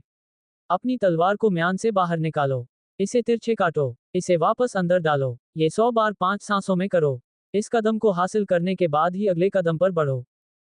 लेखांश खाली थे। उन्होंने बस किताब को एक तरफ रख दिया और रैक से एक लकड़ी का म्यान निकाला। तलवार को उसके निर्दिष्ट आवरण के अंदर डाला और एक गहरी सांस ली। अब शुरू करते हैं। उन्होंने तलवार बाहर निकाली, एक तिरछा वार इससे पहले कि वह तेजी से तलवार को वापस अंदर डालने की कोशिश करते। ओह, केवल अपने हाथ को घायल करने के लिए, क्योंकि उनमें एक तलवारबाज की सटीकता की कमी थी। उन्होंने पहले तलवार का इस्तेमाल किया था पिछले लेखांश ने, लेकिन इतनी नहीं कि तेज गति के आदी हो जाएं। अपने चोटिल हाथ को देखते हुए लेखांश ने अपने आप में बुदबुदाया, मैंने सोचा था कि किताब की आवश्यकता को पूरा करना मुश्किल होगा, लेकिन यहाँ मुझे पहले ये सीखना होगा कि अपनी तलवार को म्यान में कैसे डालना है। लेखांश को एक पल के लिए उदासी महसूस हुई, लेकिन उन्होंने इसे खुद पर हावी नहीं होने दिया। उन्हें जो पहली चीज करने की जरूरत थी वह थी अपने हथियार के अभ्यस्त होना। पहला कदम अपनी तलवार निकालना, इसे अर्थपूर्ण तरीके से घुमाना और फिर धीरे धीरे इसे वापस इसके आवरण के अंदर लाना था। उनकी हरकतें धीमी थीं, लेकिन उन्होंने खुद को और चोट नहीं पहुंचाई और कोई व्यर्थ हरकतें नहीं थीं। अगले कुछ घंटों तक उन्होंने कुछ नहीं किया, सिवाय अपने शरीर को यह सिखाने के कि ब्लेड को वापस इसके आवरण में कैसे डालना है। जिन किताबों को उन्होंने पढ़ा था, उनके मुख्य पात्र इन चीजों के आदी काफी जल्दी हो जाते थे, लेकिन अब जब वह खुद ये कर रहे थे, तो उन्हें समझ आया कि वह किसी उपन्यास में नहीं थे। यह उनकी वास्तविकता थी जहां उन्हें एक योद्धा बनने के लिए छोटे कदम उठाने और छोटी चीजें सीखने की जरूरत थी। कोई शॉर्टकट नहीं है, मुझे इन सब से गुजरना होगा। शाम के नाश्ते के बाद प्रधानाचार्य ने हर शिक्षक को सम्मेलन कक्ष में बुलाया। विषय था गूढ़ निहाई कप, आर्केन एनुअल कप। अब सम्मेलन कक्ष में वे 4 शिक्षक बैठे थे जो रुद्राक्ष विद्या पढ़ाते थे और कुछ अन्य वरिष्ठ प्रोफेसर जो सुझाव देंगे। लेखांश सबसे दाहिनी तरफ बैठे थे और प्रधानाचार्य के आने का इंतजार कर रहे थे। वह 4 घंटे तक प्रशिक्षण लेते रहे इससे पहले कि वह बाहर आए और अपने कार्यालय में सो गए। उठने के बाद उन्होंने कुछ चीजें खाई ताकि इस बैठक को सहने के लिए खुद को कुछ से भर सकें। मुझे लगता है कि मुझे अपने आहार में प्रोटीन बढ़ाना होगा। शिक्षकों के लिए दिन में 3 भोजन मुफ्त थे, लेकिन सामान्य भोजन के सेट से कुछ भी अतिरिक्त पाने के लिए पैसे की आवश्यकता थी। शुक्र है, लेखांश के पास इतना पैसा था कि वह दिवालिया हुए बिना 1 साल तक अपना समर्थन कर सकते थे। अर्णव से किया गया वादा बैठक के कारण विलंबित हो गया था। उन्होंने उस लड़के से कुछ घंटों में मिलने के लिए कहा था क्योंकि लेखांश को पता नहीं था कि यह बैठक कब तक चलने वाली है। प्रोफेसर लेखांश, मैंने सुना है कि आपकी कक्षा के किसी ने राजकुमारी पर हमला किया है। उनके बगल में बैठे प्रोफेसर सभी बी कक्षाओं के रुद्राक्ष विद्या शिक्षक थे। सफेद होते बाल, भूरी आंखें। नाम, गिरीश, एक आम नागरिक। लेखांश ने मुस्कुराते हुए जवाब दिया, यह एक दोस्ताना मुकाबला था जो थोड़ा आगे बढ़ गया। मेरी नज़र में हमला जैसे अशिष्ट शब्दों का उपयोग करना अनुचित है, प्रोफेसर। गिरीश अकड़ गए। वह बस कुछ गपशप करना चाहते थे। लेकिन ऐसा नहीं लगता कि लेखांश मूड में थे, इसलिए उन्होंने अपना सिर दूसरी तरफ मोड़ लिया। लेखांश ने सिर के हल्के से हिलाने के साथ आह भरी, इन लोगों को बात करना बहुत पसंद है। क्लिक। स्कूल में सबसे बड़े अधिकार वाली व्यक्ति के अंदर आने पर सम्मेलन कक्ष में चुप्पी छा गई। अपने बालों को एक ऊंची पोनीटेल में बांध रखा था जिससे उनकी गर्दन पर बने सभी टैटू दिखाई दे रहे थे। उन्होंने एक हावी आकर्षण बिखेरा। काले रंग की शर्ट और उसी रंग की पैंट पहने हुए, इसने उनकी परिपक्व सुंदरता में केवल अंक जोड़े। वह याकूब बॉस की तरह दिखती हैं। लेखांश ने सोचा, अपनी चचेरी बहन को उस शैली में काफी कूल पाते हुए। जैसे ही वह मेज के शीर्ष पर रुकी, उन्होंने लोगों का अभिवादन करने की जहमत नहीं उठाए और विषय के साथ शुरू किया, हमारी चिंता, निहाई कप। शिक्षकों ने ध्यान से महिला को सुना, उनकी आवाज शांत लेकिन दृढ़ थी। मुझे आपको ये याद दिलाने की जरूरत नहीं है कि यह कितना महत्वपूर्ण है, न केवल हमारे छात्रों के लिए, बल्कि अकादमी के लिए भी। 5 महान राष्ट्रों की सभी 5 केंद्रीय अकादमियां भाग लेती हैं, और अंतिम दौर का निरीक्षण सर्वोच्च शासकों के अलावा और कोई नहीं करता है। प्रतिष्ठा से परे, एक मजबूत प्रदर्शन हमारे अकादमी को मंत्र शिखर संघ से सीधा समर्थन प्रदान करता है। जैसा कि आरती ने पहले कहा था, यह सम्मान और पहचान का मामला था। संघ इस प्रतियोगिता का उपयोग असाधारण छात्रों को स्काउट करने के लिए करता है। और जो लोग पीछे रह जाते हैं, उनके परिणाम केवल एक खराब रैंकिंग के साथ समाप्त नहीं होते हैं। छात्रों को वह शिक्षा मिल सके जो उन्हें मिलनी चाहिए, ये सुनिश्चित करने के लिए संघ शिक्षण कर्मचारियों के भीतर बदलाव करने का अधिकार रखता है। तो एक तरह से ये दोधारी तलवार है। और ये देखते हुए कि संघ आरती को शिकार के काम पर वापस लौटना चाहता है, वे निश्चित रूप से रुद्रबंध अकादमी की कमियों को खोजने की कोशिश करेंगे। पिछले 3 सालों से हमारा स्कूल पहले दौर में ही बाहर हो रहा है। उन्होंने वह आईना गिरा दिया जिसे हर कोई देखने से मना कर रहा था। हालांकि उन्होंने जो कहा वह सच था। रुद्रबंध अकादमी अंतिम स्थान पर रही है क्योंकि वे कभी भी पहले दौर को पार नहीं कर पाए, जो कि एक प्रश्न पत्र भी नहीं है। छात्रों को प्रश्नों की एक शीट दी जाती है, जिसे उन्हें निर्धारित समय के भीतर हल करना होता है। तो कोई भी उनकी विफलता के लिए दबाव को दोष नहीं दे सकता है। लेखांश आरती द्वारा प्रस्तुत किए जाने वाले रणनीति से अवगत थे, लेकिन उन्होंने कुछ नहीं कहा और आरती को जोड़ने की अनुमति दी। इसलिए इस साल मैंने टीम में केवल 2 रुद्राक्षविद को रखने का फैसला किया है। इससे कमरे में शांत हंगामा हुआ। आखिरकार, हम केवल 2 रुद्राक्षविद के साथ तीसरे दौर में प्रतिस्पर्धा करने के बारे में कैसे सोच सकते हैं? तीसरे दौर में, ये परीक्षण किया जाता है कि सीमित समय में कितने हथियारों को आकाशीय अस्त्रों में बदला जा सकता है। इसलिए, हर स्कूल कम से कम 5 छात्रों में से 4 का चयन करता है जिनके पास रुद्राक्ष विद्या का कौशल होता है। हालांकि, आरती की एक अलग विचार प्रक्रिया थी, हमें पहले दौर के बारे में चिंता करने की जरूरत है। मुझे कुछ बताओ, हमारे स्कूल में कितने रुद्राक्षविद हैं जो शीर्ष 5 छात्रों में से हैं? उन्होंने पूछा। उनकी चिंता छात्रों का शैक्षणिक प्रदर्शन थी। जो अपनी कक्षा के शीर्ष पर हैं, उनके पास रुद्राक्ष विद्या का कौशल नहीं है।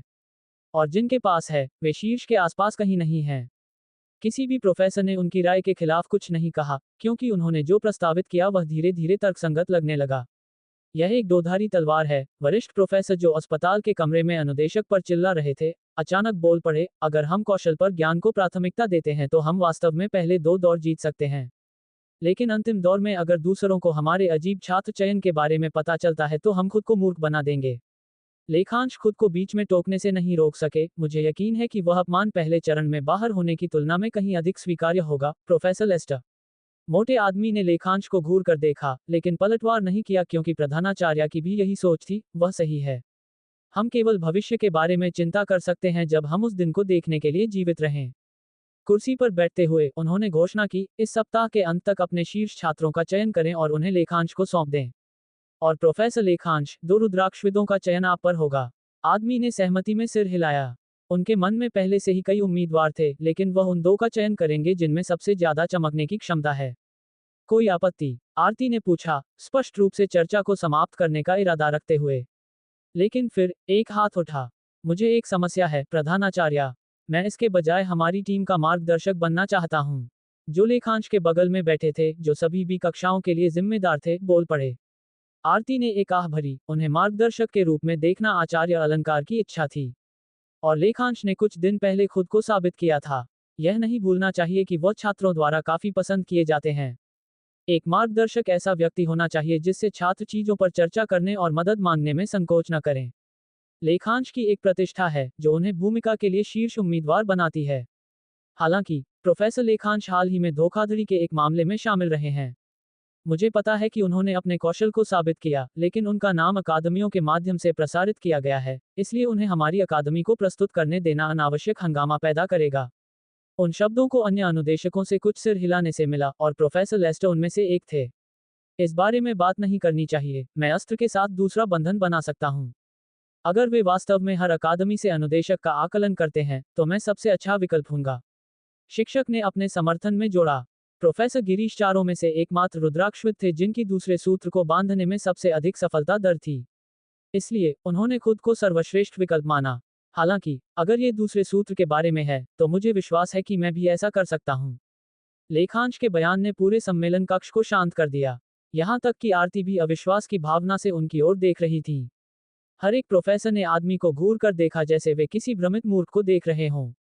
गिरीश ने भौहें चढ़ाकर लेखांश की ओर देखा जैसे उन्होंने कहा, क्या तुम खुद को साबित कर सकते हो? लेखांश ने कंधे उचकाए, मैं समय समय पर खुद को साबित करने का आदी हूँ। उस बयान ने कई प्रोफेसरों को अजीब महसूस कराया जैसे उन्होंने अपनी निगाहें झुका ली। हालांकि गिरीश आगे बढ़े, तो 1 घंटे में चलो कार्यशाला में मिलते हैं और फैसला करते हैं कि हम में से कौन वास्तव में मार्गदर्शक बनने के लिए अधिक उपयुक्त है। अर्नव अपनी तलवार बगल में लिए कार्यशाला में इंतजार कर रहा था। प्रोफेसर लेखांश ने उसकी तलवार पर रुद्राक्ष अंकित करने का वादा किया था। उसके पास एक पेशेवर और अधिक अनुभवी रुद्राक्षविद से अपनी तलवार को ट्यून करवाने के लिए धन था। हालांकि उसने उस आदमी की प्रतिभा का अनुभव किया है जिसे दुनिया विफलता मानती थी। जब अर्नव ने पहली बार उसकी आवाज सुनी और उसने लेखांश के बारे में जो प्रशंसा गाई, अर्नव उस पर भरोसा नहीं कर पाया। इसलिए अर्नव ने आकलन के दौरान प्रोफेसर का परीक्षण विषय बनने के लिए भी स्वयंसेवा की। वह देखना चाहता था कि क्या उसके शब्दों में वास्तव में कोई वजन है। और यह भी, जिस कारण से अर्नव को शुरू में उर्वशी में दिलचस्पी हुई, वह लेखांश के कारण था। खैर, ये दूसरी बात थी कि हल्की सी जिज्ञासा गहरी हो गई और अब वे एक रिश्ता साझा करते हैं। उसे इसका पछतावा नहीं है, जैसा कि उसने उर्वशी को बताया, लेकिन हाँ, ये लेखांश के लिए अनुचित था।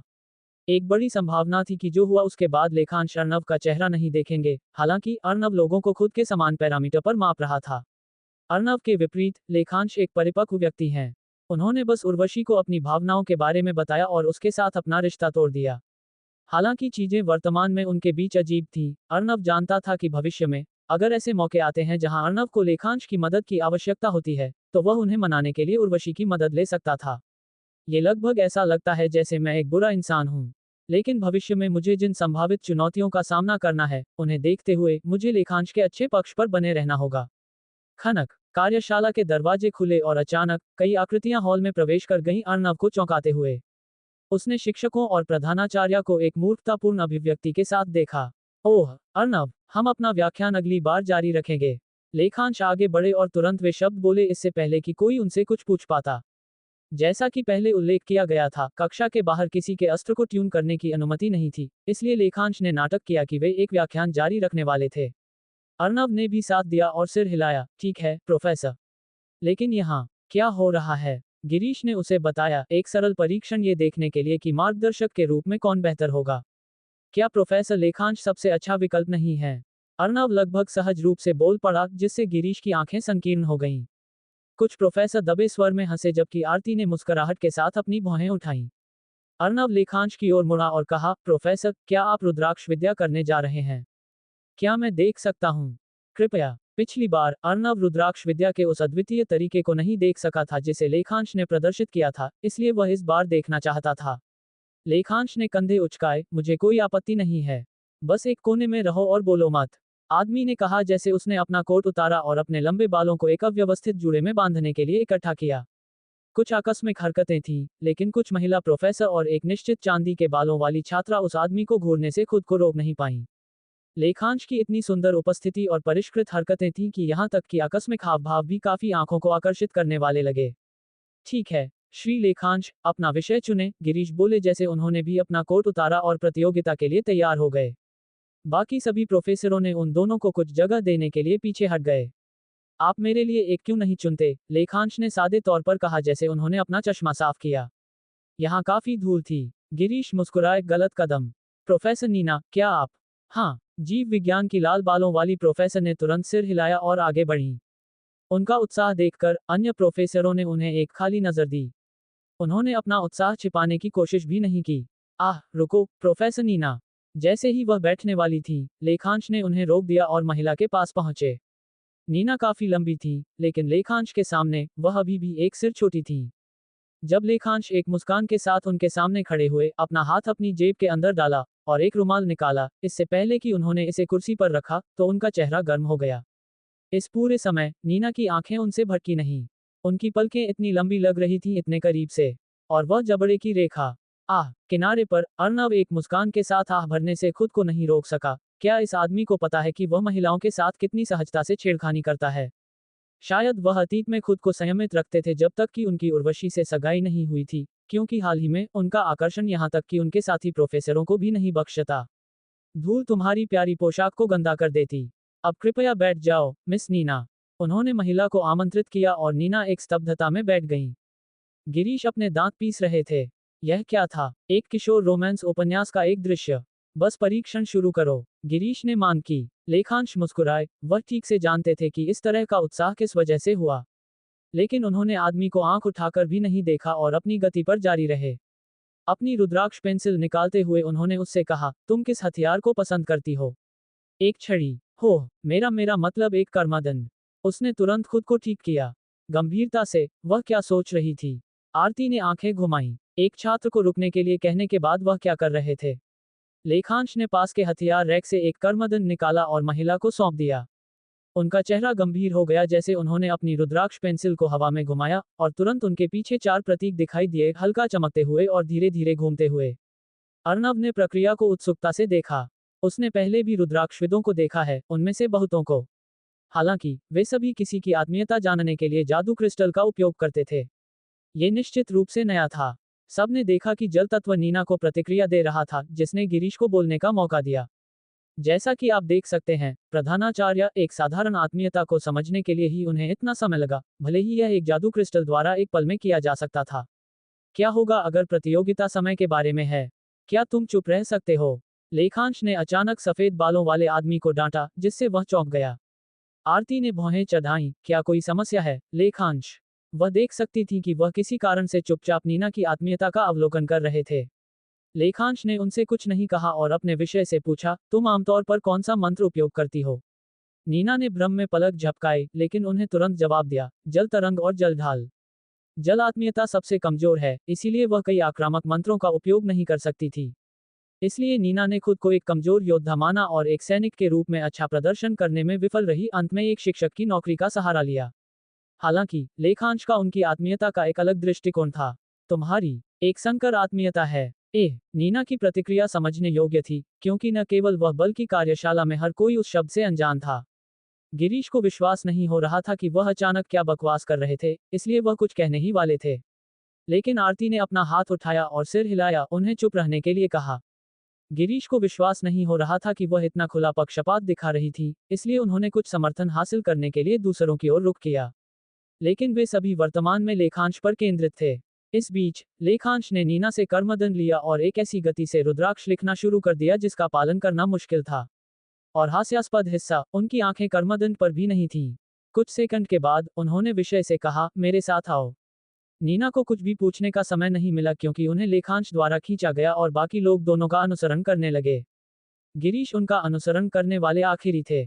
उन्हें विश्वास नहीं हो रहा था कि वे किस तरह के बकवास खेल में भाग ले रहे थे। एक बार खुले में लेखांश ने नीना के कान में कुछ फुसफुसाया, जिसने उन्हें चौंका दिया। हालांकि लेखांश ने उनके कंधे पर हाथ रखकर उन्हें आश्वस्त किया और जल्द ही दूसरों के पास लौट आए। तुमने उससे क्या कहा? आरती ने उत्सुकता से पूछा। लेखांश ने बस शरारती ढंग से मुस्कुराया और उनसे कहा, बस इंतजार करो और देखो।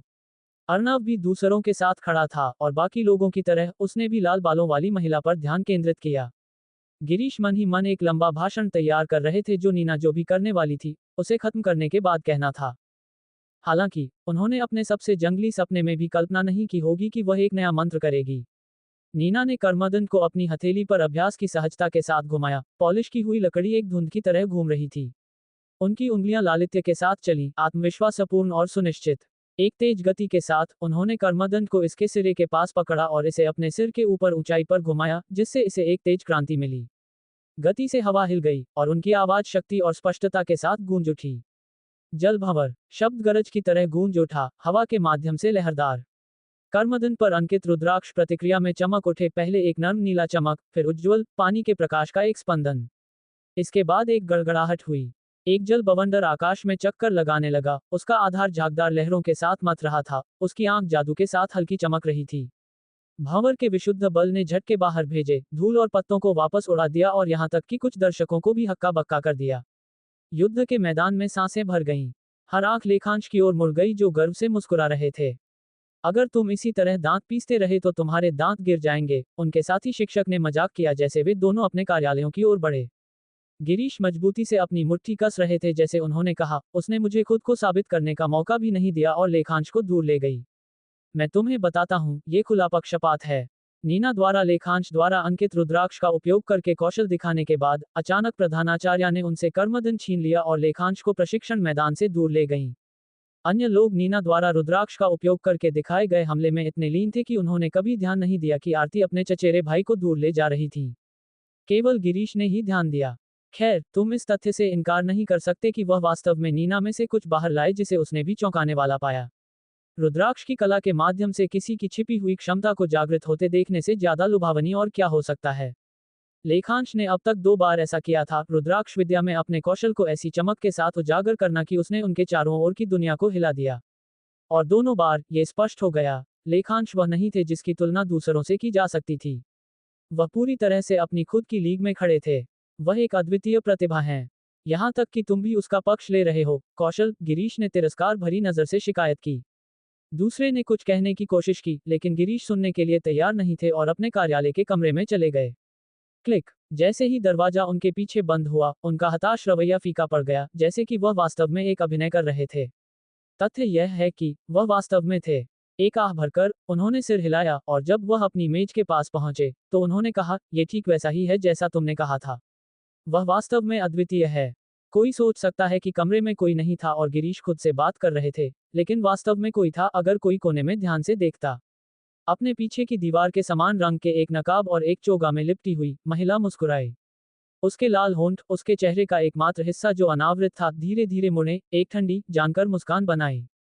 मेरी माधवी देवी कभी गलत नहीं हो सकती। वह रुद्राक्षविद वास्तव में खास है। महिला आगे बढ़ी, उसकी आवाज में उस व्यक्ति के लिए थोड़ा प्रशंसा थी जिसके लिए वह काम करती थी। गिरीश ने अपनी टाई उतारी और एक सांस छोड़ी इससे पहले कि वह पूछते, अब क्या? क्या माधवी देवी उसे भर्ती करना चाहती हैं? वह अद्वितीय है लेकिन अभी भी माधवी द्वारा भर्ती किए जाने के योग्य नहीं है। हालांकि, शायद अगर वह दूसरे सूत्र को बांधने की अपनी क्षमता दिखाता है, तो कहानी अलग हो सकती है। गिरीश वास्तव में माफी मांगते दिखे। मैंने आज उसे धकेलने की कोशिश की, यहां तक कि अपनी नौकरी को भी दांव पर लगा दिया, लेकिन प्रधानाचार्य कहीं से भी बीच में आई और उसे दूर खींच लिया। मुझे मौका ही नहीं मिला। तुमने अच्छा किया, गिरीश, दूसरे ने शांत ढंग से जवाब दिया। और मैं मिस आरती के फैसले को समझती हूँ। शायद उन्हें एहसास हो गया है कि उनके चचेरे भाई की प्रतिभा ऐसी नहीं है जिसे इतनी लापरवाही से उजागर किया जाए। महिला ने खुले मैदान में जो कुछ भी हुआ वह सब देखा। उसे इस अकादमी के हर प्रोफेसर का ज्ञान था और इसीलिए वह जानती थी कि लाल बालों वाली प्रोफेसर एक असफल सैनिक थी जिनके पास कोई मजबूत आक्रामक मंत्र नहीं था। हालांकि, लेखांश द्वारा अंकित रुद्राक्ष का उपयोग करके उसने जो प्रदर्शित किया, उसने बस विफलता से एक चमत्कार बाहर निकाला। तो, मुझे अब क्या करना चाहिए? क्या उसे फिर से धकेलूं? गिरीश ने पूछा, उनकी आवाज में झिझक थी। वह जोखिम जानते थे, ऐसा एक और कदम उन्हें उनकी नौकरी से हाथ धोना पड़ सकता था। लेकिन गिरीश के लिए वर्धमान सदन सब कुछ से पहले आता था। इसलिए अगर सामने वाली महिला वास्तव में उनसे पूछती है, तो वह विरोध नहीं करेंगे। हालांकि, नहीं, ये ठीक है। अभी के लिए, मुझे अपनी माधवी को सूचित करने और उन्हें ये बताने की जरूरत है कि लेखांश उनके ध्यान के योग्य है। गिरीश ने सिर हिलाया, मन ही मन राहत महसूस करते हुए। महिला जल्द ही परछाइयों में फीकी पड़ गई, बूढ़े आदमी को अकेला छोड़कर। चट, कुछ मिनट पहले उसने जो कर्मदंड जादुई बनाया था, उसे महिला को तोड़ते हुए देखकर, लेखांश ने मुस्कुराते हुए कहा, तुम वास्तव में ये जानना नहीं चाहती कि अभी मेरे दिमाग में क्या चल रहा है? अगर तुम्हें शाप देना है तो मुझे दो, लेकिन ये तुम्हारी अपनी सुरक्षा के लिए है, आरती ने बिना झिझक के कहा।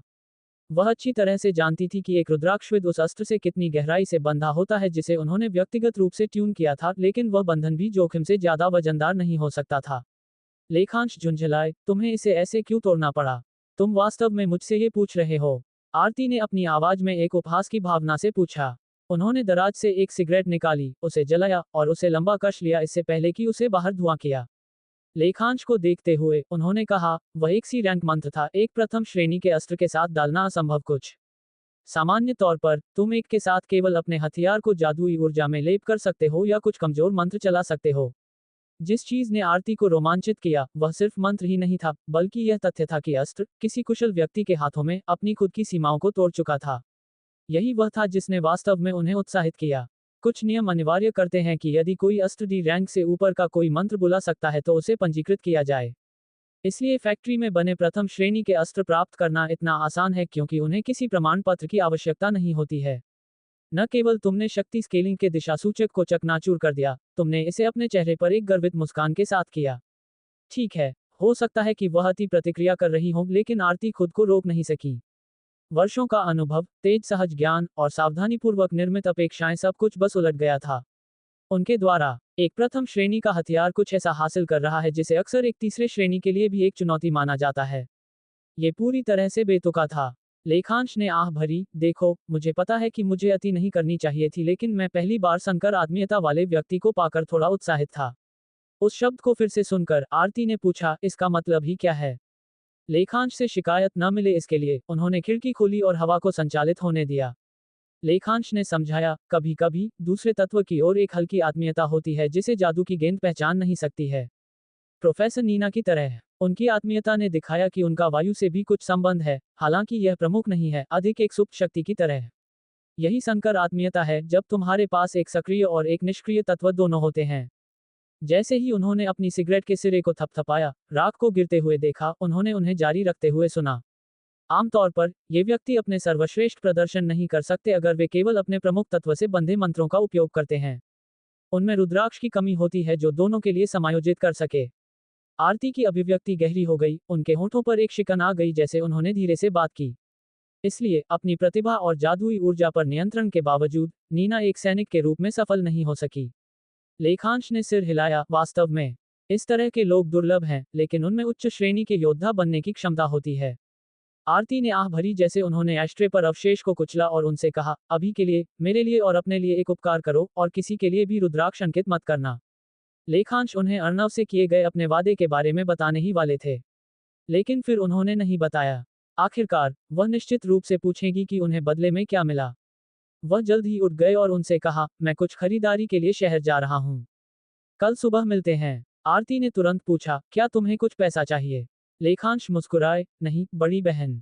आरती ने आंखें घुमाई जैसे उन्होंने उनकी हंसी सुनी इससे पहले कि आदमी कमरे से बाहर चला गया। ये थी आज की कहानी नॉवल ऑफ वर्ल्ड से। मिलते हैं नेक्स्ट एपिसोड में।